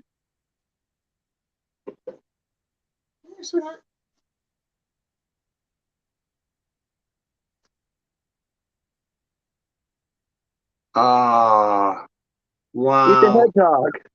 Wow. So even I don't see them that closely. That's cool. Come on out. No, no. Wow. That's what's in that cage. Just a little That's hedgehog. that's so cool. Like, oh wow. I would like a pet hedgehog because that, like, they say we see them in the UK, but they're more like, they're not pests. They're just kind of there, if you know what I mean. You just Yeah. kind of let them get on with their thing, and like you very rarely actually see them. But actually to see one up close like that, I think that's the first time I've looked in one's face. Yeah, Wow. I use that one for education. That one just goes to the birthday parties because it's a mammal. So with mammals, they do stress out a lot more for traveling. So if I've got like a 4 or 5 hour drive to a show, I don't bring mammals just because I don't want to stress them out. The snakes and the lizards, they don't get as stressed as easy.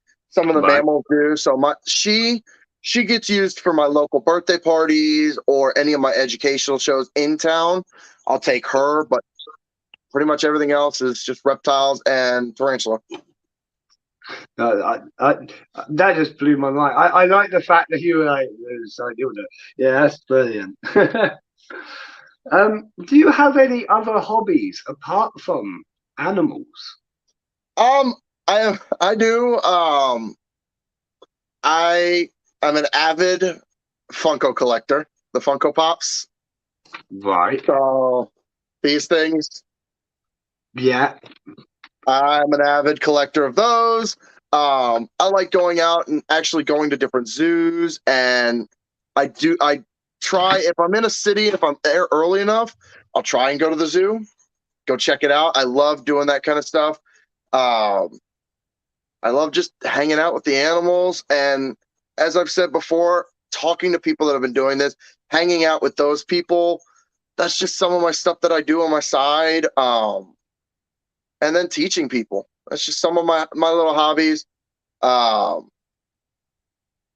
and it's just enjoying life. And Yeah. about it. Whatever happens, happens. That's kind Yeah, of nice.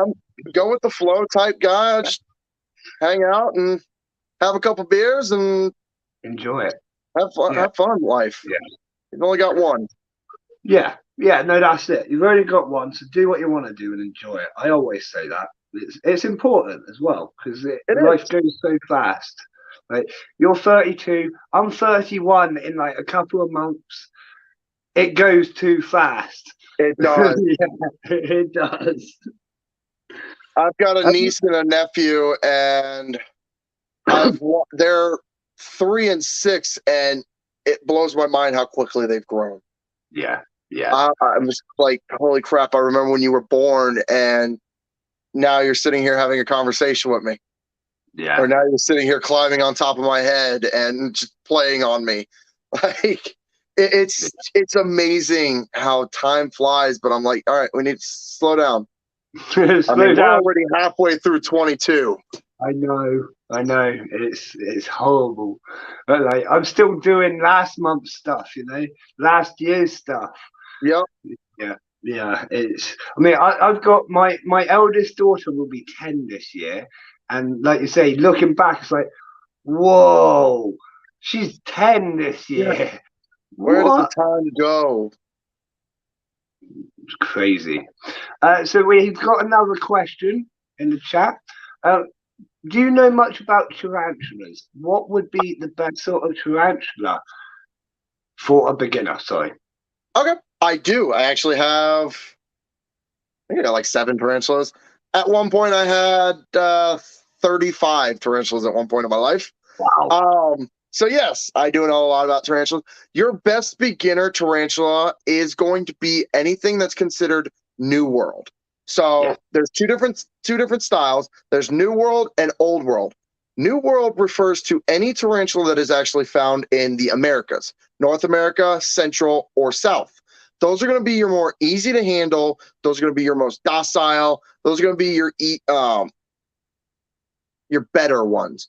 Yeah. Your African, Australian, Asian, those are what's considered the old world. Those guys will put you in the hospital. Right. Yeah. So if you're looking for a great beginner tarantula, I would recommend the rose hair tarantula, pink toes, Yeah. Choco gold knees. Actually,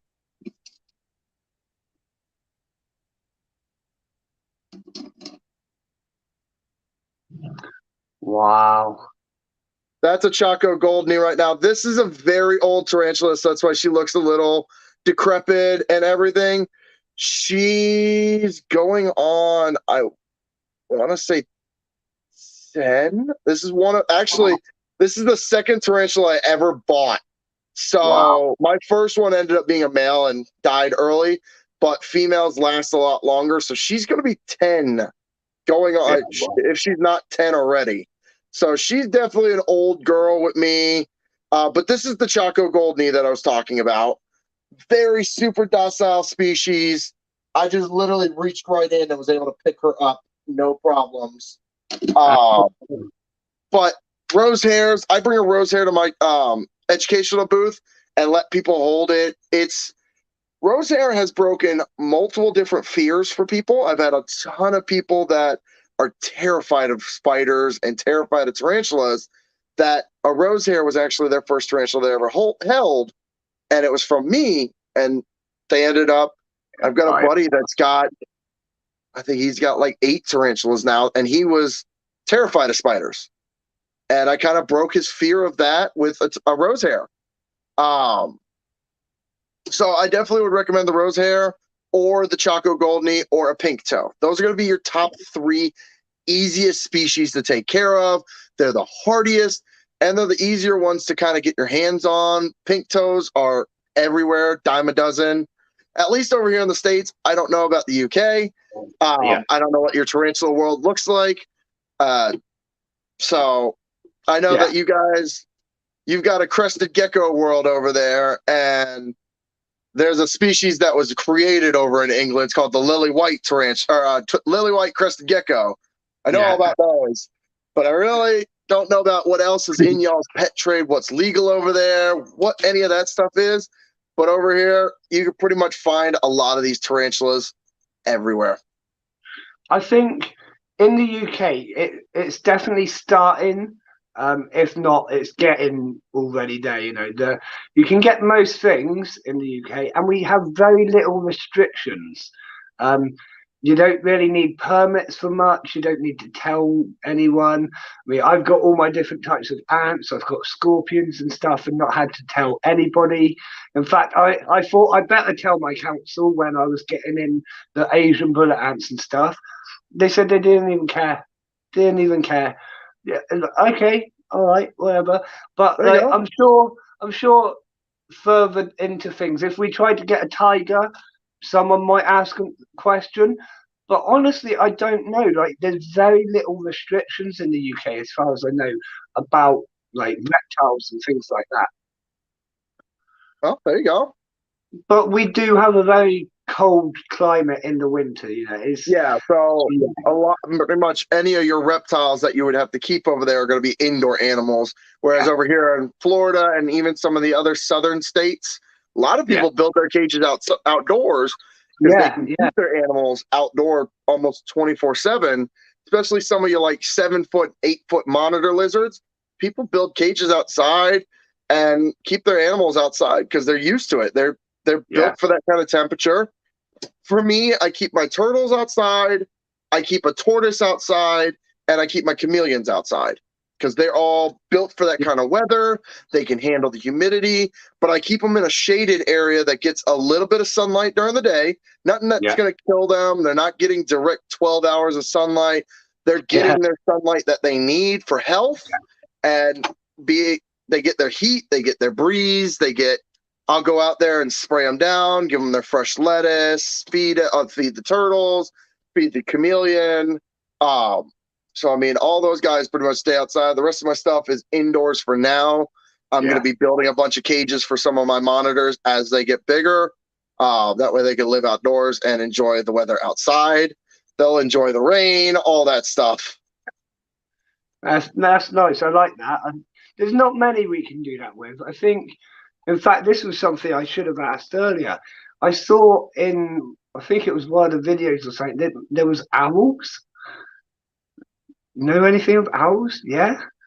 Um, It just depends on the state laws. I know in Florida, it's illegal to own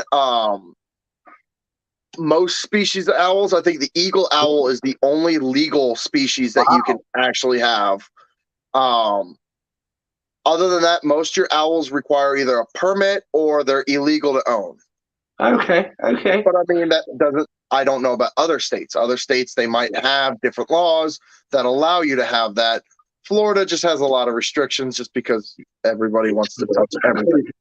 Yeah, that's the thing about like you say, Florida is that like perfect environment for pretty much everything to thrive in.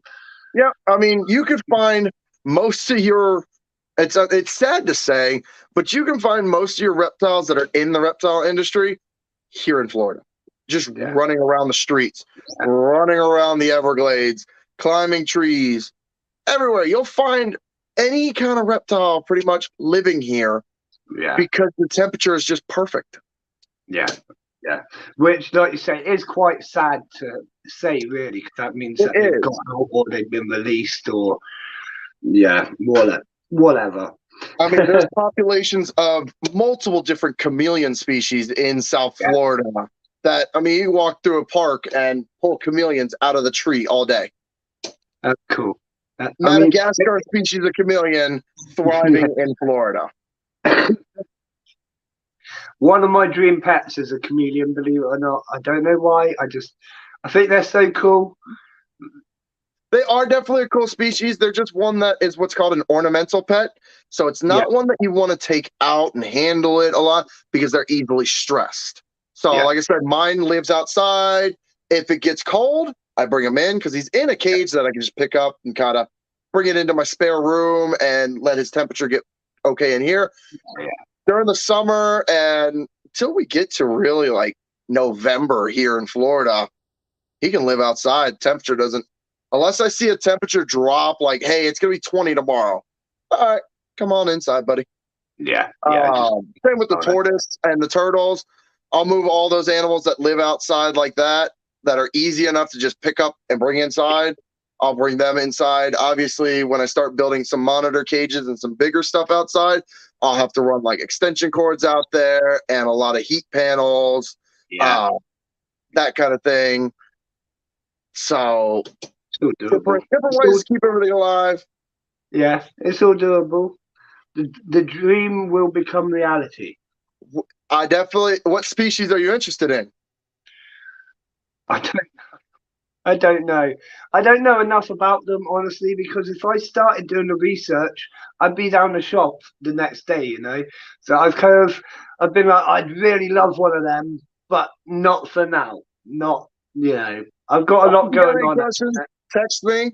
Yeah, we'll talk. I'll send you pictures of my setups and my cages and stuff like that, and we can Yeah, talk a lot more about chameleons. I can help you answer any questions brilliant. Yeah, easily.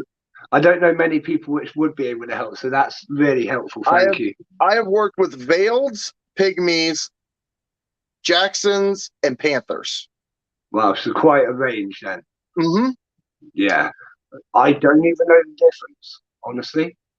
So veileds have that big triangular shaped Yeah, crest on the top. yeah, Panthers are more pretty much just a fat head on them. right, Pygmies, okay. this is Small, their yeah. full grown. Jacksons are those ones that have the 3 horns. Yes, I know them, yeah. Yep. So Very, those are your difference in species. Panthers are going to be one of your larger species. Veileds are definitely up there.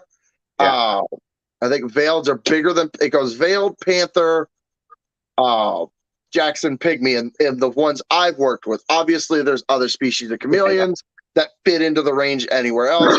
The ocelots is the one of the world's largest. That thing, I have seen it almost arm length. wow. Wow. They are a massive species, super cool. I've had friends that have had those in the past, and those are really cool species. Yeah, yeah, that's cool. And do they actually change color the way you expect them? No, No, that's you're not going to put it on something purple. It's going to turn purple. You're not going to put. They do change colors. They just yeah, so they have what's called breeding colors. So they'll change into a different hue when they're ready to breed. Then they have yeah. their anger colors where their green will turn like a black green, like almost dark, Wow. dark, dark green. That just goes to show you, hey, I'm pissed off. Yeah, Don't touch me. yeah, Then you've got your happy colors where they're nice and light and healthy and just kind of yeah, hanging out, vibrant color. So they do change colors like that, but not change to yeah, a yeah. random color. You're like they change to natural colors, so greens, blacks, um, that kind of stuff that helps them blend in their wild. Yeah. So, Yeah. See, but myth busting. There you go. with but with that being said, there Go are on. different colors. So, like your panther chameleon come in blue and they come Yeah, in red. They yeah, come. I've seen them in such vibrant colors. So there are species that come in that color. Veileds are pretty much a green with yellow hue to them and black spotting. So that's your veiled. Your Jacksons come in they come in green. yeah. And then there's some that are called the rainbow Jacksons, which they're not truly rainbow. They're just green with yellow like blotching down their back. Right, okay. And they're actually bigger than your traditional Jackson's chameleon. They get a little bit heftier. Okay. Um, but the Panthers are going to be your ones that like if you ever look at a box for a chameleon setup and there's a That's very bright red or bright blue chameleon on it, that's a Panther chameleon. right, okay. That's one of the most famous ones out there that Everyone for knows color. that. Yeah, yeah. So I like that. They say you're doing a bit of myth busting. We've done a lot of that lately on my streams actually, coming up with these.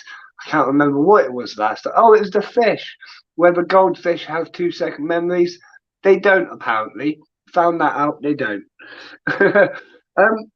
In fact, you would already know that because you like your fish. Don't know why I I did was. like my fish. Yes, this is Yeah, true. there you go. So I've got a couple more questions for Yeah, you, and then I will let you go because I've already held you so much nah, you're longer good, than I buddy. think I was going You to. are good. I'm having fun with this.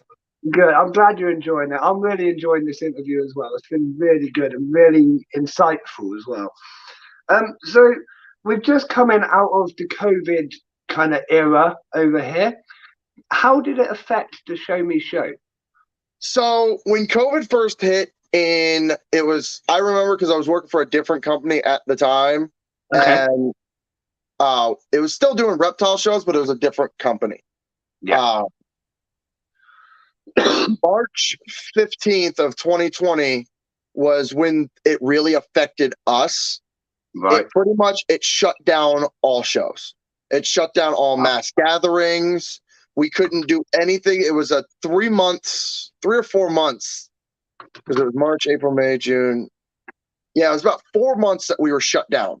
They didn't allow mass gatherings. They didn't allow anything. Luckily, my buddy's shop was able to stay open, so it kept me busy. I didn't go crazy just sitting around not working, because it's the first time I'd never worked in almost 9 years or 8 years. So I needed something to do. I was getting antsy. You can only clean so much. So luckily, my buddy's shop fell under essential business because he runs a reptile shop, and he stayed open. I kind of helped him out, kind of got out of the house, but it shut down all the shows for a good couple months. I think it was July-ish, I want to say. Mid-July is when they started allowing certain gatherings again. They opened it back up, but it was limited. Like you had to sell out of tickets. There was no, like, at Show Me Now, we never sell out. There's never well, maybe they're sold out. Nope. We will run you a ticket all day. All day. We have no sellout limit. Unless the venue actually is like, hey, look, you got too many people in here. You got to slow down. That's the only time we will ever go, all right, guys, we got to hold off for a little bit, wait for some people to leave. Other than that, we don't have a sellout limit. But during COVID, we did. You had to have X amount of people that were allowed in the building at a time. And then you have to add in, plus you say you've got 150 vendors. So that takes away 150 customers that can't come into the building, because you have to add in them, plus the Reptile staff. All that adds in. So it did affect a lot. It definitely hindered the business a little bit. And then it just they started giving a little bit more leeway, allowing a little bit more people. We kind of just fell under standards of whatever the venue was allowing, or whatever the state was allowing for a mass gathering. If it was 5,000 people, we sold 5,000 tickets. That was your limit. So that it affected us that way. And then when did it really open back up? It was Easter. I know it was before Easter of last year. So I'd say probably January, February of last year, it really just everything opened back up. We were able to have no ticket limit. We were able to do full shows. We were able to kind of limit everything. We still did the social distancing. We still had that. And then if the venue really enforced a mask, we wore the masks.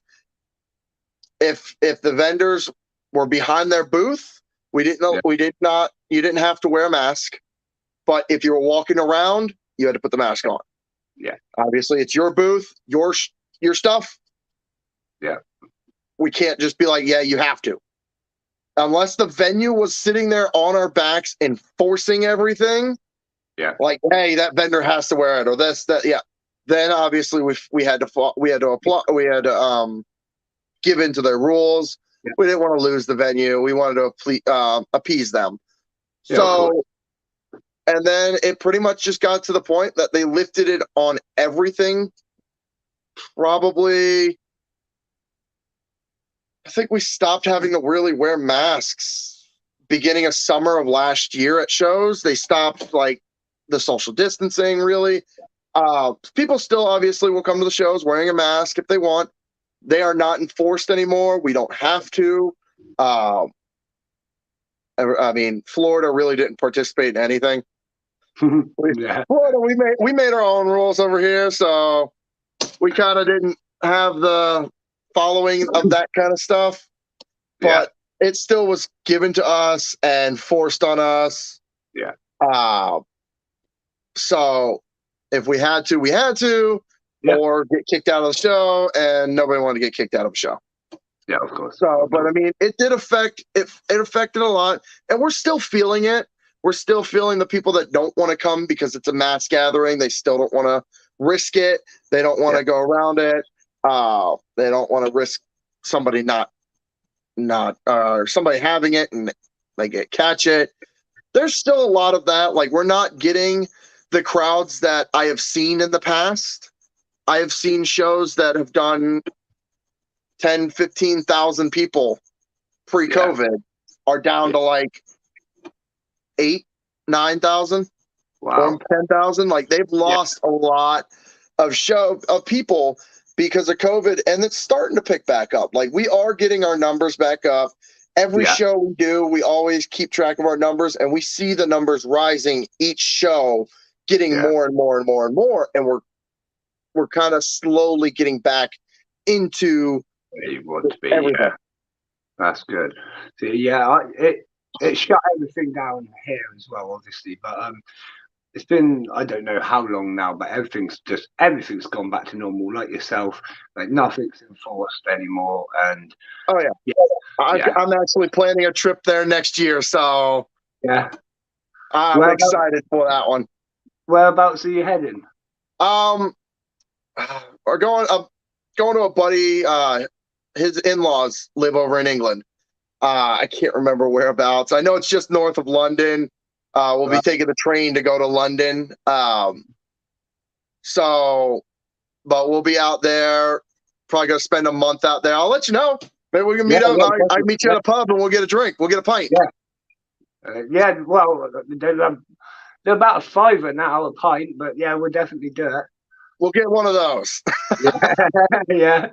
So, but yeah, planning a trip over there. I'd love to see it and be my first time going to England and going out of the States. Well, okay, first time out of the States. Wow, it's a big trip. Oh yeah, big trip. So I can't wait. Gonna go do the touristy thing for a little bit, and then I told my buddy, I was like, dude, I don't care where we go. I said, I just want to go to the London Zoo because I want to check out y'all's zoo over there. I've heard nothing but good things.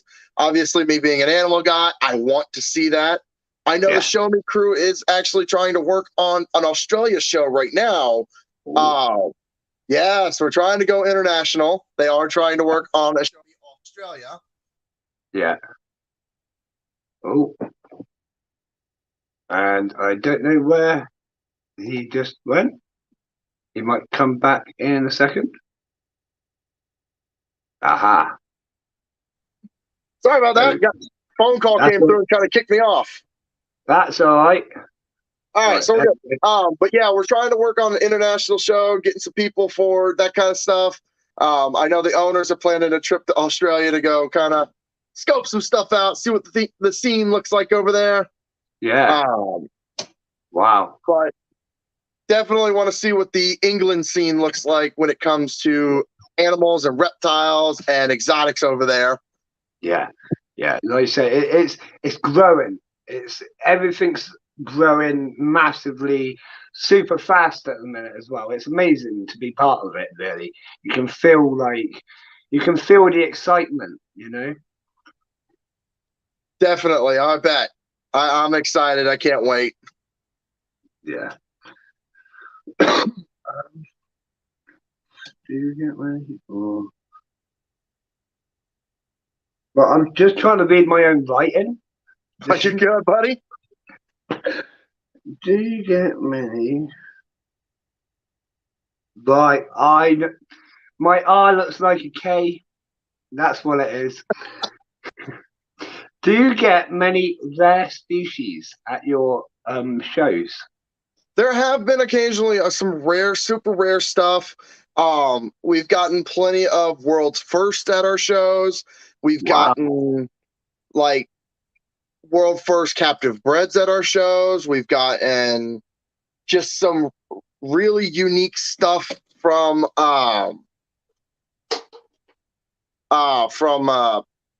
different wild caught stuff, unfortunately, but it's something unique and rare. Some like the dragon snake. I've seen dragon snakes at shows. It's a really, really super rare snake. Comes from a small little island, and primary tadpole eaters. Super cool looking species, though. I've actually had the pleasure of working with one in the past. I definitely would get another one now that I know a lot more about them. I kind of just got it given to me and was learning about it, tried to get it on minnows, realized it didn't want the minnows. It was a tadpole eater. So I've worked with some rare stuff like that. And I've seen some really cool stuff at a show. that's the fun of the shows. You never know what you're truly going to Yeah. see. You never know what vendors are going to bring. You never Yeah. know any of that stuff until you're there, and it's like, whoa, that's cool. You got kids that come in there that are getting to hold stuff that they just went to the zoo and saw. Yeah. You get to Yeah. hold it at our show. Yeah. You can go home with 100%. it if you want. If you got the right money, you can go home with something that you saw at the zoo. Yeah, I like that. I like that. See, I'd love to have that sort of feeling at my event eventually. Like, yeah, like it. I don't know. I don't. I'm really bad with words. Even though I speak English, I'm really bad at putting words together. But like the excitement that it brings, and like that whole, yeah, I'd love That's the my one event to thing be I that. get that one. That is the one thing I love about doing shows and going and being a vendor and helping out with the show me shows and seeing the joy on people's face when they walk into a show and they see that 8-foot snake, that 4-foot snake, that 5-foot lizard, somebody walking a dinosaur on a leash. You've got Yeah, somebody with a monkey on their shoulder. Seeing the kids react to that is just, it's so amazing. And it kind of gives you like good feelings on the inside of this kid's day just got made because he's holding this snake or he's yeah, holding this lizard or he's seeing this. He's here or she's here, that they're enjoying their day like they didn't know they that would. morning when they woke up that they'd be at a show holding a pouch with a baby kangaroo in it. Yeah, Didn't see that yeah, coming, did you? Or going to a show and putting a 5-foot snake around their neck and holding it, taking pictures.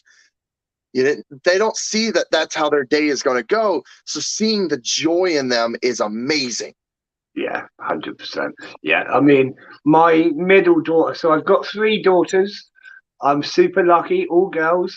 My middle daughter, she's absolutely fearless when it comes to insects, reptiles, and she's held snakes, tarantulas, and like you say, like it, it's amazing to see. Her sister kind of takes after her mother a bit more. She won't go near it. She doesn't even come near the ants. Whereas Amy, she'll like grab hold of it, she'll stroke it, she wants to know about it, and she's got that enthusiasm. And like you say, seeing that, it really, you can see how much she enjoys it. And even like you say, when it's random, like we can just be like, oh, here's a snake, hold a snake, and it makes a day. You can really see that, yeah, they really And enjoy it. even I do that. I'll go to a buddy's house and I'll go into his house. If it's something new that I acquired that he hasn't seen, I'll go over to his house to show my niece and nephew and just to see their joy. Like even my Yeah, buddy or friends that are at his house, I've shown up at their house with a possum, just chilling on yeah, my shoulder while they're having yeah, company over. They'll have friends over, and here comes me, Mr. Jimmy, Uncle Jimmy, walking yeah, in with a possum on his shoulder. yeah. Why not? Awesome. Yeah, Like, got awesome. to make an entrance somehow. Yeah, yeah, that's it. That's it. In fact, a while back, I donated a load of stick insects to the school where my kids go. Okay. So that, like you say, because kids can just go and be involved with it and learn about it. And like, Oh yeah. why not? Why not? They don't Exactly. stop Like I reading. love when kids, you could see the joy in their face. Yeah, And as I've done this with a lot of my shows, I've had a lot of the adults ask me, "Why do I do this?" and what why do I want to teach the kids? And the answer I give them is you never know, any of these kids could become your next crocodile hunter. yeah, Any of these kids could be the next Steve Irwin. You yeah, never know. It could be me that put him on that path or her on that path to be a herpetologist, to want to do conservation, to yeah, want to be passionate about this stuff. Teaching my niece and nephew and teaching the neighborhood kids, it brings me joy because I know my niece and nephew. My niece, like I said, she's 6 and she's held, I think when she was 4, she was holding a 9-foot retic like it was nothing. yeah, yeah, Snake's longer than her. She's got joy in her face as she's holding this 9-foot retic. She's held baby blood pythons. I see grown adults that don't hold blood pythons because they know they're rep. She's 4 holding a blood python like it's nothing. Yeah, I think I think that's great because it's gonna break the kind of stigma, hopefully, by passing that on to generation and generation. Exactly. And then hopefully they'll be fine with it with their kids, and it will break it. Like that whole exactly, like that'll stop a fear from developing. Yeah. Unnecessary fear, because in my opinion, it's like you said earlier, most of these fears come from our parents, and it's not a reasonable fear. It's like the fear of insects comes from like the fear of dirt and things like that. And insects aren't actually that dirty. It's just that we associate them with dirt. And that's where a lot of the fears and things come from. I just think it's crazy. It's ridiculous. With snakes, everybody thinks they're slimy. Yeah, they're not. They're not at all. No, they're not at all. Like people hold fish. Fish. Yeah, exactly. They'll hold tarantulas and be like, "Wow, that's not what I was expecting." Yeah, yeah. That's because everybody you expect something else, and then when you're actually holding, it's like, "Oh, that's not slimy. That's smooth." Or that's not creepy. That's actually kind of cool. Yeah. Definitely. So I think you got to let everyone experience it. That's it. That is the only way to break that stigma. And it's amazing what you're doing. I appreciate that. Yeah, I love it. And like I said, you never know who's going to be your next. You've got your next Jeff Corwin could be in there. Your next Steve Irwin could be in there. Any of your future, the future of our animals, the future of not just the reptiles, not just animals in captivity, not just pets, the future of all animals, wild and captive, are going to be the younger generation. That is the future. If we're raising kids to kill snakes, their generation, by the time they hit 18, they could see a couple more mass extinctions because they were raised to kill animals. Us being in our 30s, if you look through a timeline, I think we've seen probably 20 or 30 animals that have gone extinct in just the 30 years of being alive. 30 or more animals have gone extinct because of humans. Yeah. If we keep that up, there's going to be no animals in the future. Yeah. The only way you're going to see an animal is if it's in the zoo or in a private collection or anything like that. You won't be able to just walk in the woods and go, "Oh, look at this pretty bird," or go walking around South America's rainforest and see wild macaws everywhere, wild tapirs, wild capybaras. See some of these wild animals in their natural. Yeah. Obviously, you don't want to go to India and run into a wild tiger. No. You'd like to see it, but you don't want to see it. You want to know it's there, but not actually be there with it. Yeah. Same with like lions. You want to see them in the wild, but you don't want to see them in the wild. So a lot of these animals, like you just want to see that their populations are thriving in the wild. And I mean, if we're raising kids to fear everything, these populations will go downhill. They won't care. It's just going to be, it's going to be horrible. Yeah, 100%. Yeah, I'm with you all the way on that. So I've just looked over. I think I've asked all of my questions, and you've answered them amazingly. Is there anything else that you wanted to share with us before I let you go? I mean, just come check out a show. I definitely highly recommend looking into the Show Me shows. Even like I said earlier in the video, if you just want to come check it out, come hang out, come have fun, come learn. If you've got a snake fear, come talk to me. Come tell me why you have that fear. Let me see if I can help you get over your fear. You have a spider fear, come see me. Come see other vendors. Because obviously I'm not in every state, every city, every show. I'm not everywhere. There are other vendors that do what I do in other states. There Yeah. are other people like me in other states. So go talk to the vendors that specialize in those animals. See if you can break your fear. Obviously, some fears are harder to break. But I Yeah. mean, if you've got a snake fear, why? Tell me Yeah. why. Yeah. Did you get chased by a snake as a kid? What'd you do to piss it off? Snake's not going to just chase you out of nowhere. You Yeah. obviously poked it with a stick, and now it's going to chase you down. Snakes Yeah. aren't like that. They're not going to purposely chase you. They're going to go take off. Same with most your animals. They usually take off when they see us. They want nothing to do with us. Yeah. So, but come learn. Yeah. Definitely check out a show. Go on YouTube. Check out some of our shows. Come see if there's one near you. Even if there's not a show me show, look into some of those NARBC shows. Those are a lot more spread out. Definitely recommend those guys. And there are other smaller house shows in states that are run by other companies that are just tinier. Yeah. Just come support your local reptile show, or even Google up your local reptile shop. A lot of people don't realize you have reptile shops in most of your cities or within a driving distance. I know in Jacksonville we have two, three, four that I can think of. At least four off the top of my head in just the city in Jacksonville, and within driving distance of Jacksonville is just four. If you go outside of the city limits, there's another one. You go north, there's more. There's reptile shows reptile shops everywhere. Yeah. So look one up, go check one out. Go support that local business.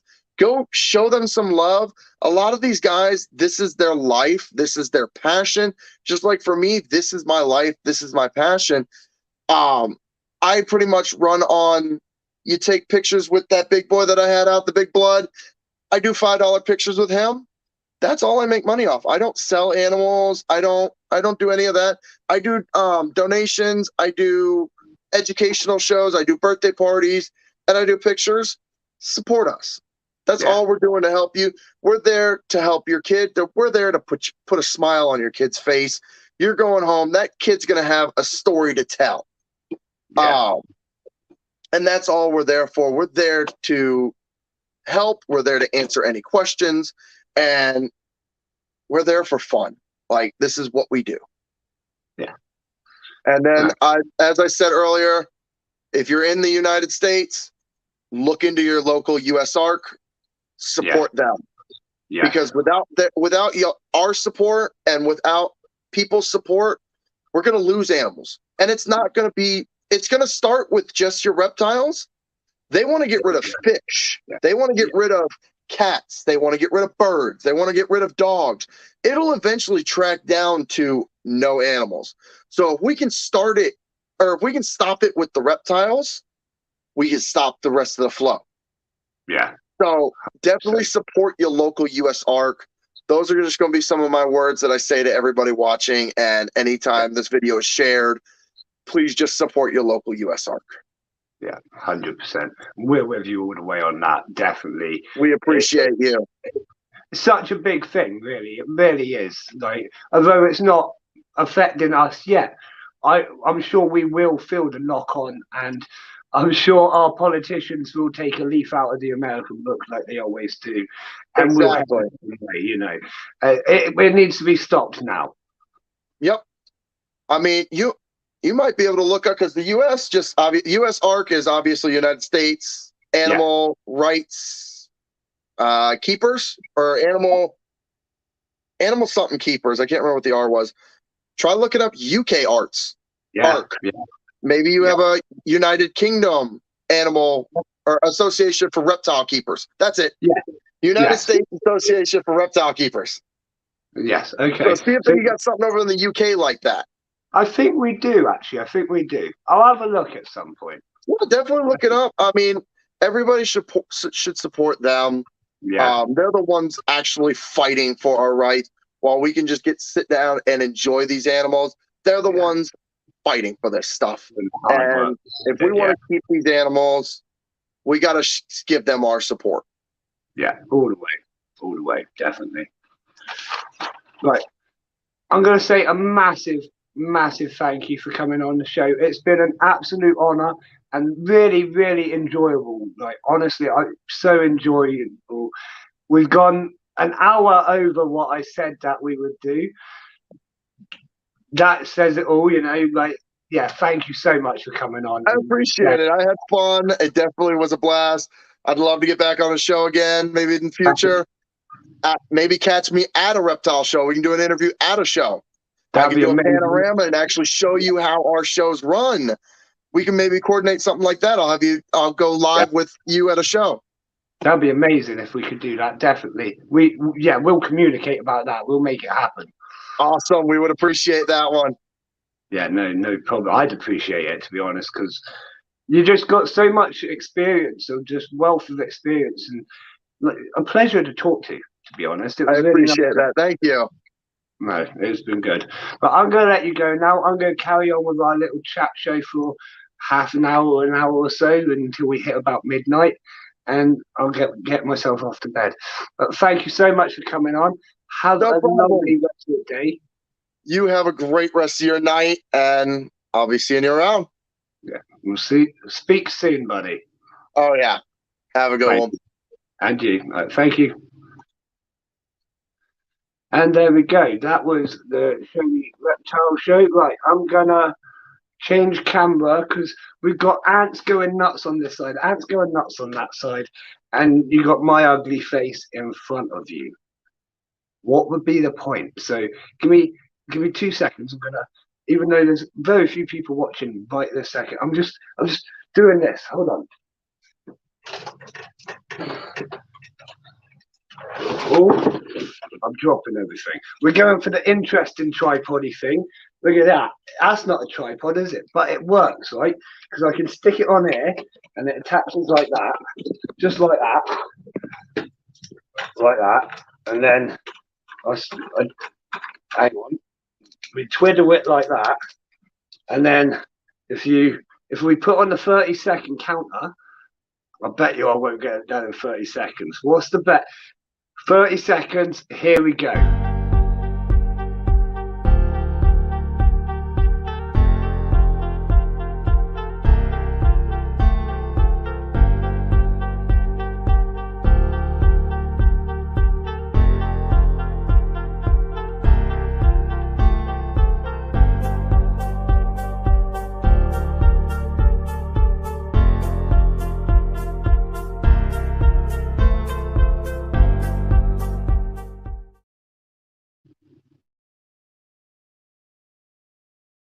I think you should.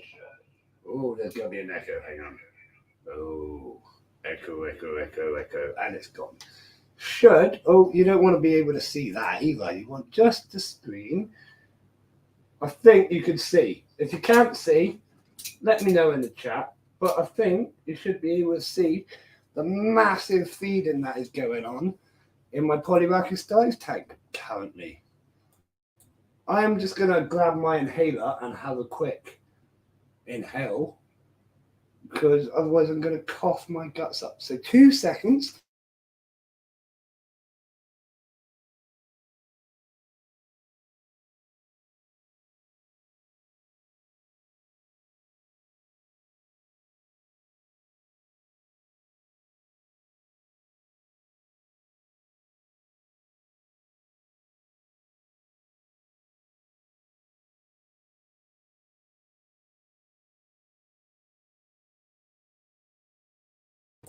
And I am back. And I'm going to cough, so 2 more seconds. And I'm back for real this time. Yay! Right. Who enjoyed that interview? I actually really enjoyed that interview. I thought it was amazing. Really enjoyed talking to Jimmy. Full wealth of experience. And again, he's doing something different to what we would normally interview about. Can't see anything. Ants UK can't see anything. Anything at all, or anything. Because there should be some ants on the screen. Excuse my bad cough again.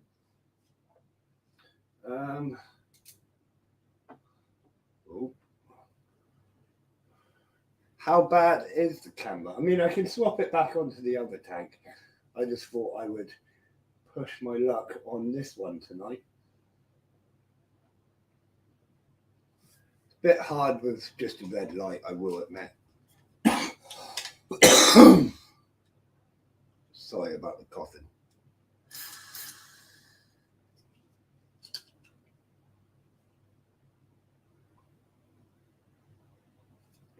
And I am back and alive. Hopefully my chest will hold out a little bit longer.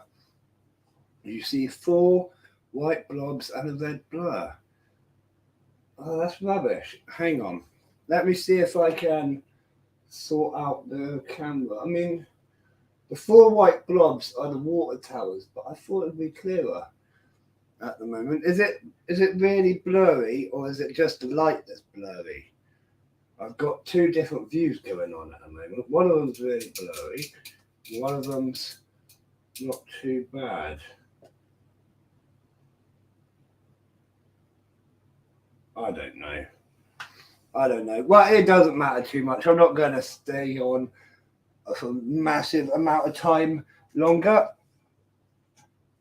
It is already 11 o'clock here in the UK.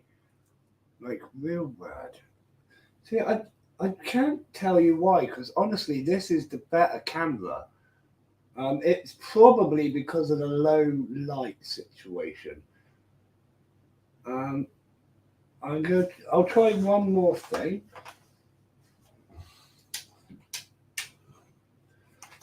Oh, if that doesn't solve it, then I give up. Like I say, it doesn't matter too much. I'm not going to stay on too much longer. But that was an absolute cracking interview. I really enjoyed it. Jimmy from the Show Me Reptile Show, Snake Show, Exotic Show. Sorry, burping now. Really good, really interesting sort of stuff that he had to say. I enjoyed it anyways. So yeah, what else am I to talk about? I've got a few things written in front of me. Firstly, it got worse, but I'll put the other light back on.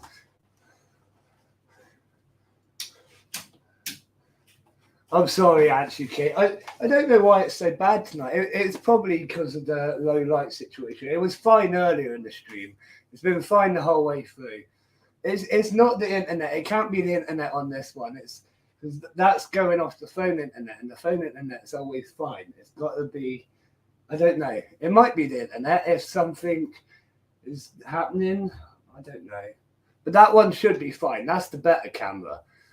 It's the other camera that's rubbish. Either way, I don't particularly care. It's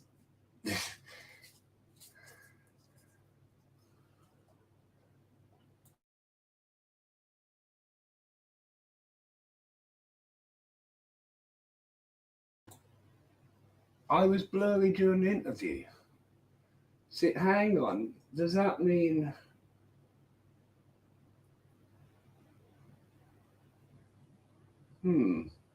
odd. That's weird. I'll have to check it out again, because obviously that's running straight off the phone internet, which should be completely fine. It's normally the other one which makes it all blurry. In fact, it might be the technology of the computer. Now that's interesting, right? Because so what I've got in front of me is I've got the camera on the phone, which I can watch via the phone, and it's completely crystal clear. Now, I've also got it up on my computer monitor, and I can watch it via the computer monitor, and on that it's blurry. Now, I always assume that the blurriness of the computer monitor is because the computer internet is running slow, and I assume that what you're seeing is actually what is broadcasting from the phone. But it might not be that way around. It might. I need to do some investigating again, clearly. I'm not too worried. I'll check it back in a bit. Um, I think it also matters what resolution you put it on YouTube. I'm not 100% sure though. Someone mentioned that to me at one point, that if you put it on, I can't remember.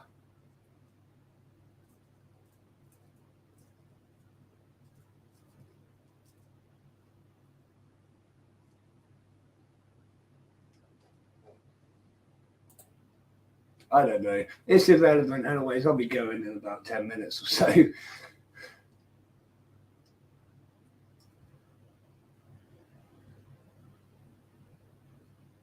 But anyways, right. So you should even check out you versus it. Yeah, I know it's always a little bit iffy. To be honest, I'm not too worried. Let's say as long as people can hear me, that's the main part. I'm not too worried about what I'm actually. The Spider Woman one. I'll have to have a look at that one. But yeah, as long as like people can hear what's going on and people are chatting in the thing if they want, then I'm not too worried as if you can see my ugly mug. Not a massive issue. We'll get there eventually. Technology will be improved. In fact, the computer is booked in to be rebuilt. Basically, that's going to be happening. And yeah, everything will get there eventually. I'm not too worried. Yeah, sound is fine. That's the main thing. You can hear the interview.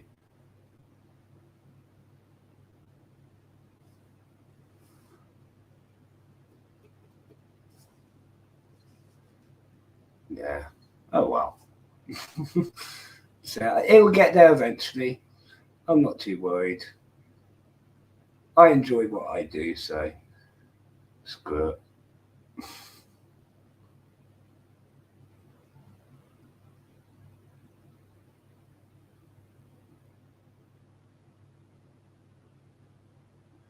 No new news. No new news to announce at the moment, buddy. I'm afraid. I'm gonna do one big announcement very soon, like of all sorts of lists, like finalized, not quite finalized list, but up to date lists and everything. I'm gonna get all of that done. To be honest, I'm putting it off just a little bit longer, waiting for a few more people to reply about their scheduling and things like that. Because it would be better if I could tell you that they are coming, if you know what I mean, rather than keep telling you, no, they're still not coming, they're still not coming. I'd rather just tell you when people are actually confirmed.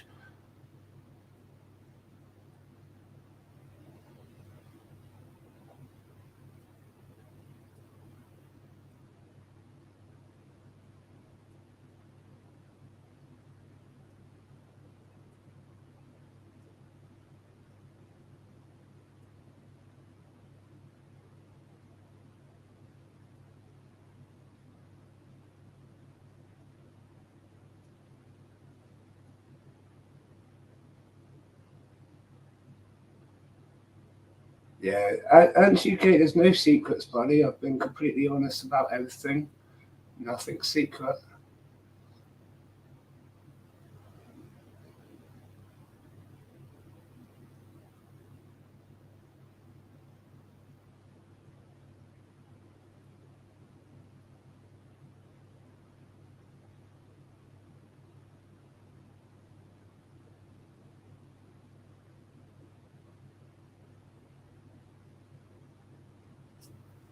Yeah, like you said, I've told you who's coming quite a few times. I can't really go into more than that. Like, I just can't. But like I said, I'm still waiting for the replies on quite a few of the ant shops. That will really be the finalised list then. Yeah, there is a couple of people which still didn't want their vendor stores being announced yet. But like I say, I want to get everything completely finalised before I release the full list, if you know what I mean. I've still got a lot of people on emailing about more things coming, and like I'm, I'm always trying to squeeze more in, you know what I mean. So we'll see how it goes. Hey, Leanne, thank you for signing in. Yeah, KB's still going to be there. No one apart from Ant Lady has pulled out. I will say that. So everyone that you've heard me say is definitely going to be there will still definitely be there. Hood is likely to be there. He's going to try and be there. A few of the other YouTubers and content creators are going to be there. Again, I'm not confirming who said that they are coming and who said that they're not coming, just in case anyone decides to pull out at the last minute and make me kind of look stupid. That is another one of the reasons, to be honest.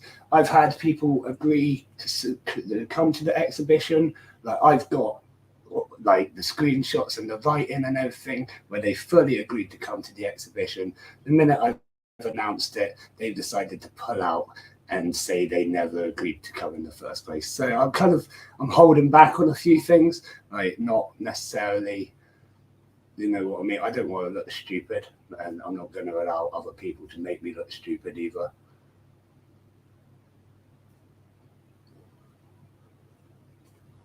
Because I know a few of the people are doing it on purpose, like you say, to try and make the exhibition look bad as well as me.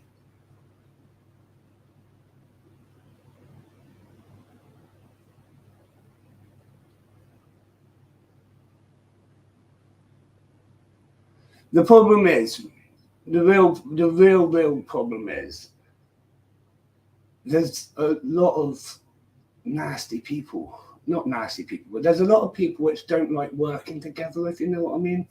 And like, it just kind of sucks. So announcing one will put someone else off, or so on and so forth.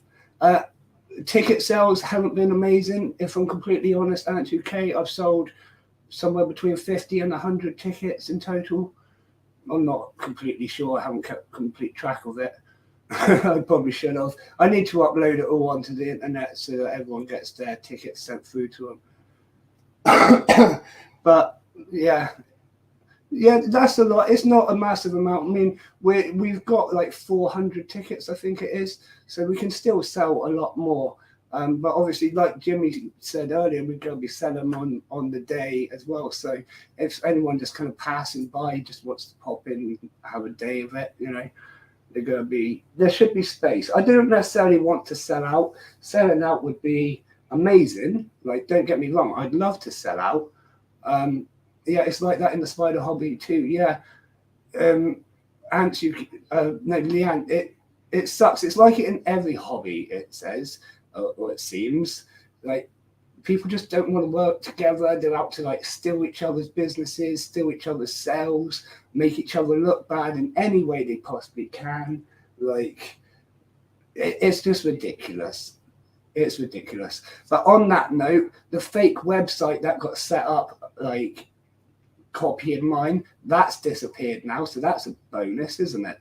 And moderators have been on top of things lately and been blocking a few people on my behalf, which aren't necessarily helpful to the exhibition and stuff like that. Which, fair enough. Like, yeah, someone had to put their foot down. 100 tickets is bigger than AntCon. I think, like, from what research I've done, it is the biggest ant-based event ever in the world. Like, because obviously there is other ant-based events in other countries, but square footage wise, it is the largest in the world. And everything I've got planned would make it like the most busy as well. But yeah, it's a big event if it sells out. But I'm not too, like I say, I'm not aiming to sell out. I'm just aiming to like make a good event. It's bad. If everyone would work together, it would be a great thing. But egos, yeah, exactly. If everyone would work together, if everyone wanted to work together, I'm sure we would have had just mass emails saying, yeah, we'll be there. But lots of people don't want to work together. So it's ended up like that.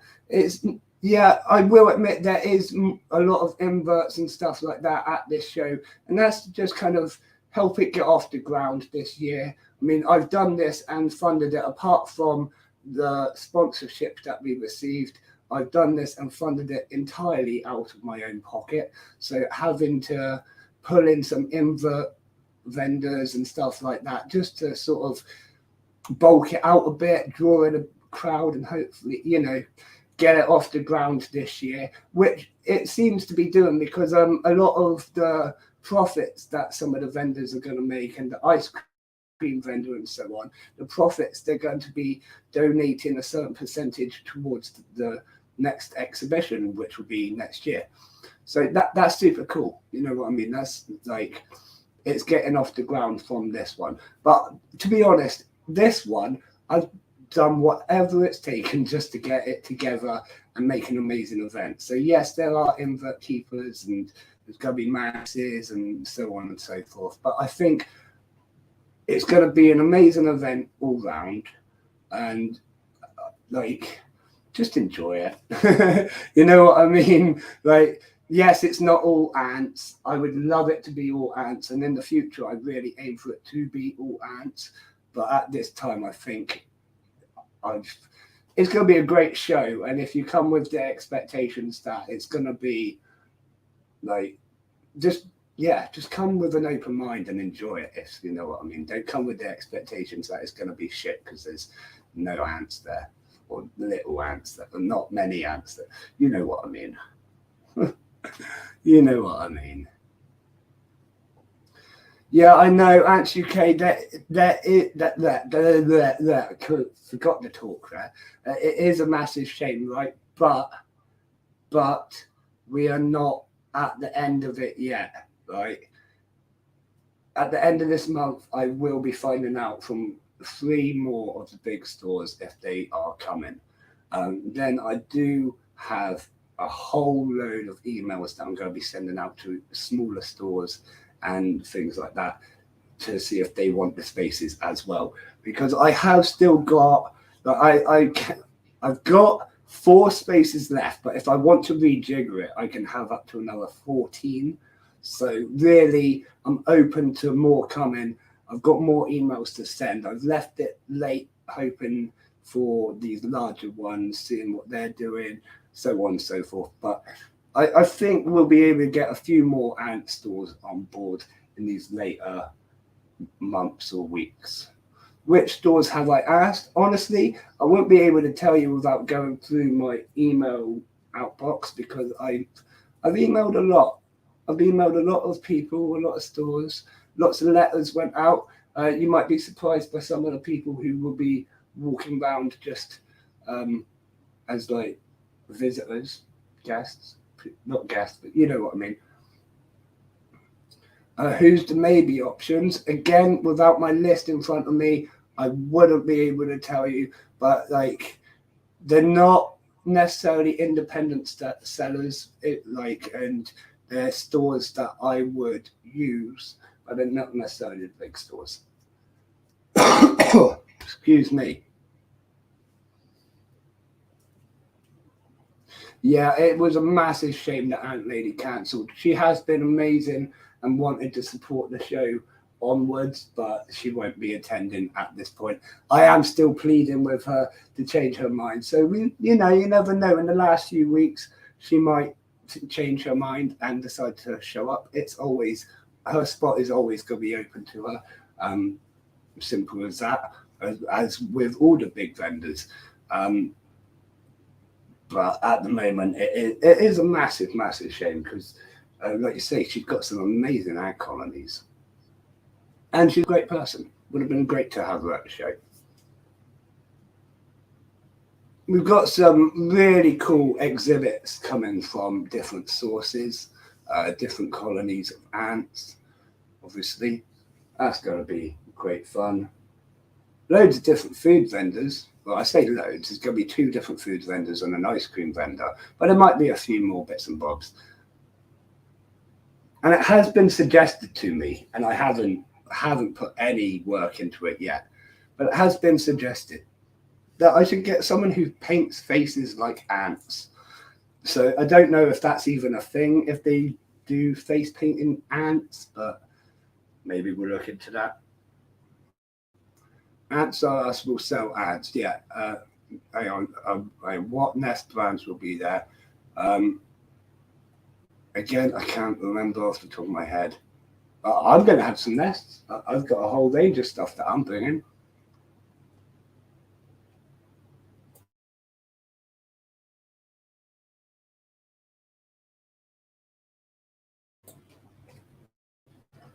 We are waiting to hear from High Tech, and they'll be giving us an answer very, very soon, hopefully.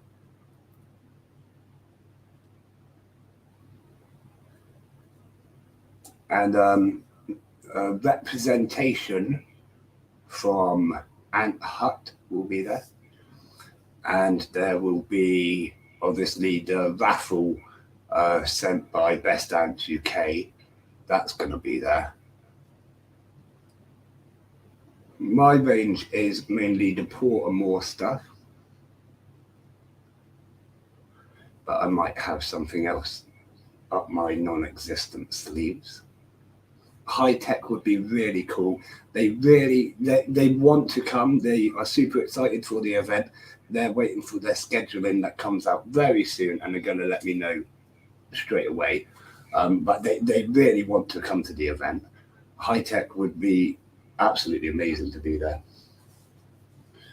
I'm really hoping that High Tech and Ants HQ both attend.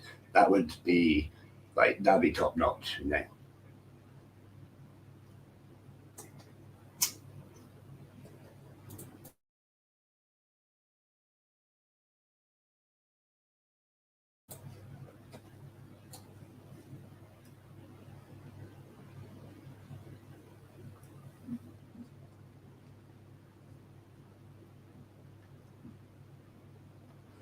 Have you? I don't know if you were here for the last time I did the update. If yeah, Ants HQ would be amazing, wouldn't it? Would be absolutely phenomenal. So yeah, I am working on it. Like don't lose hope yet. Like I say, we're waiting on emails back from all these amazing shops. So I haven't lost hope yet. You'll know if I have lost hope because you'll see me like crying in a street corner outside the event. I don't know. Oh dear, oh dear. But did I don't know. Yeah, did you hear about the bio build and things like that? We're having a bioactive build demonstration by Leon Underwood. Absolutely amazing. His work is pretty phenomenal, much better than I could do. I don't know. I'd like to give him a run for his money, actually. I reckon I don't know. He's got so much knowledge, just like, yeah, he barely knows his stuff. So Leon Underwood's going to be doing our bioactive build demonstration. Super excited about that. Leon, you might not know him actually. Like, he's someone I've met across different groups and things like that, and we've just kind of clicked. In fact, he's kindly given me some video clips and footage and stuff of one of his builds that I'm going to be showing off for him, because he doesn't actually have his own YouTube channel or anything. He just kind of does these amazing things in the background. It's like, wow, you need to showcase this. So I'm going to make him showcase it and build something for me. So that's going to be cool. And then we've got all these amazing guest speakers as well. I can't pronounce any of their names or most of their names, but the guest speakers are going to be absolutely brilliant. Obviously, head lecturer of Bristol University is coming in. The biosciences department, not just the whole university. Yeah, so that's going to be super, super cool. They've been doing some really interesting work on like, it's hard to explain because I don't fully understand it all. I need to read it again and again and again, but they've been doing all sorts of awesome research into ants and stuff lately. I just noticed the camera's shaking, and that's because I've been kicking my legs, so I apologize for that. But yeah, I am starting to basically put more names to the things that are happening throughout the day. Now that's been going on the website slowly. Like I say, over the next few weeks, I'm hoping the whole event will really come together and I'll be able to put out those finalized lists very soon.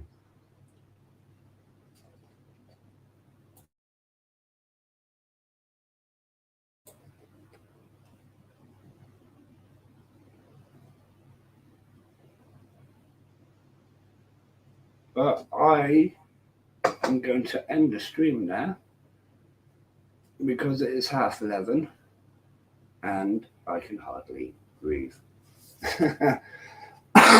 No, I'm just struggling here a little bit. It always gets worse at night time. Don't know why. Well, it's just the way it is with chest conditions. But that is that. Feel free to message me anytime on all of my social media. You know where I am: Facebook, Instagram, Discord, YouTube, TikTok, Twitch, Twitter, just about everywhere that I can't think of, can't really remember, but I am just about everywhere. So feel free to give me a message anytime. I'll be about until about 1 a.m. UK time tonight, as I am most nights. I feel like there was something else I was meant to say, but I cannot remember for the life of me. Massive thank you to my Patreon supporters. We have Stacey, we have Katrina, and we have Jason. And a massive thank you to Answer Us for sponsoring the streams as well.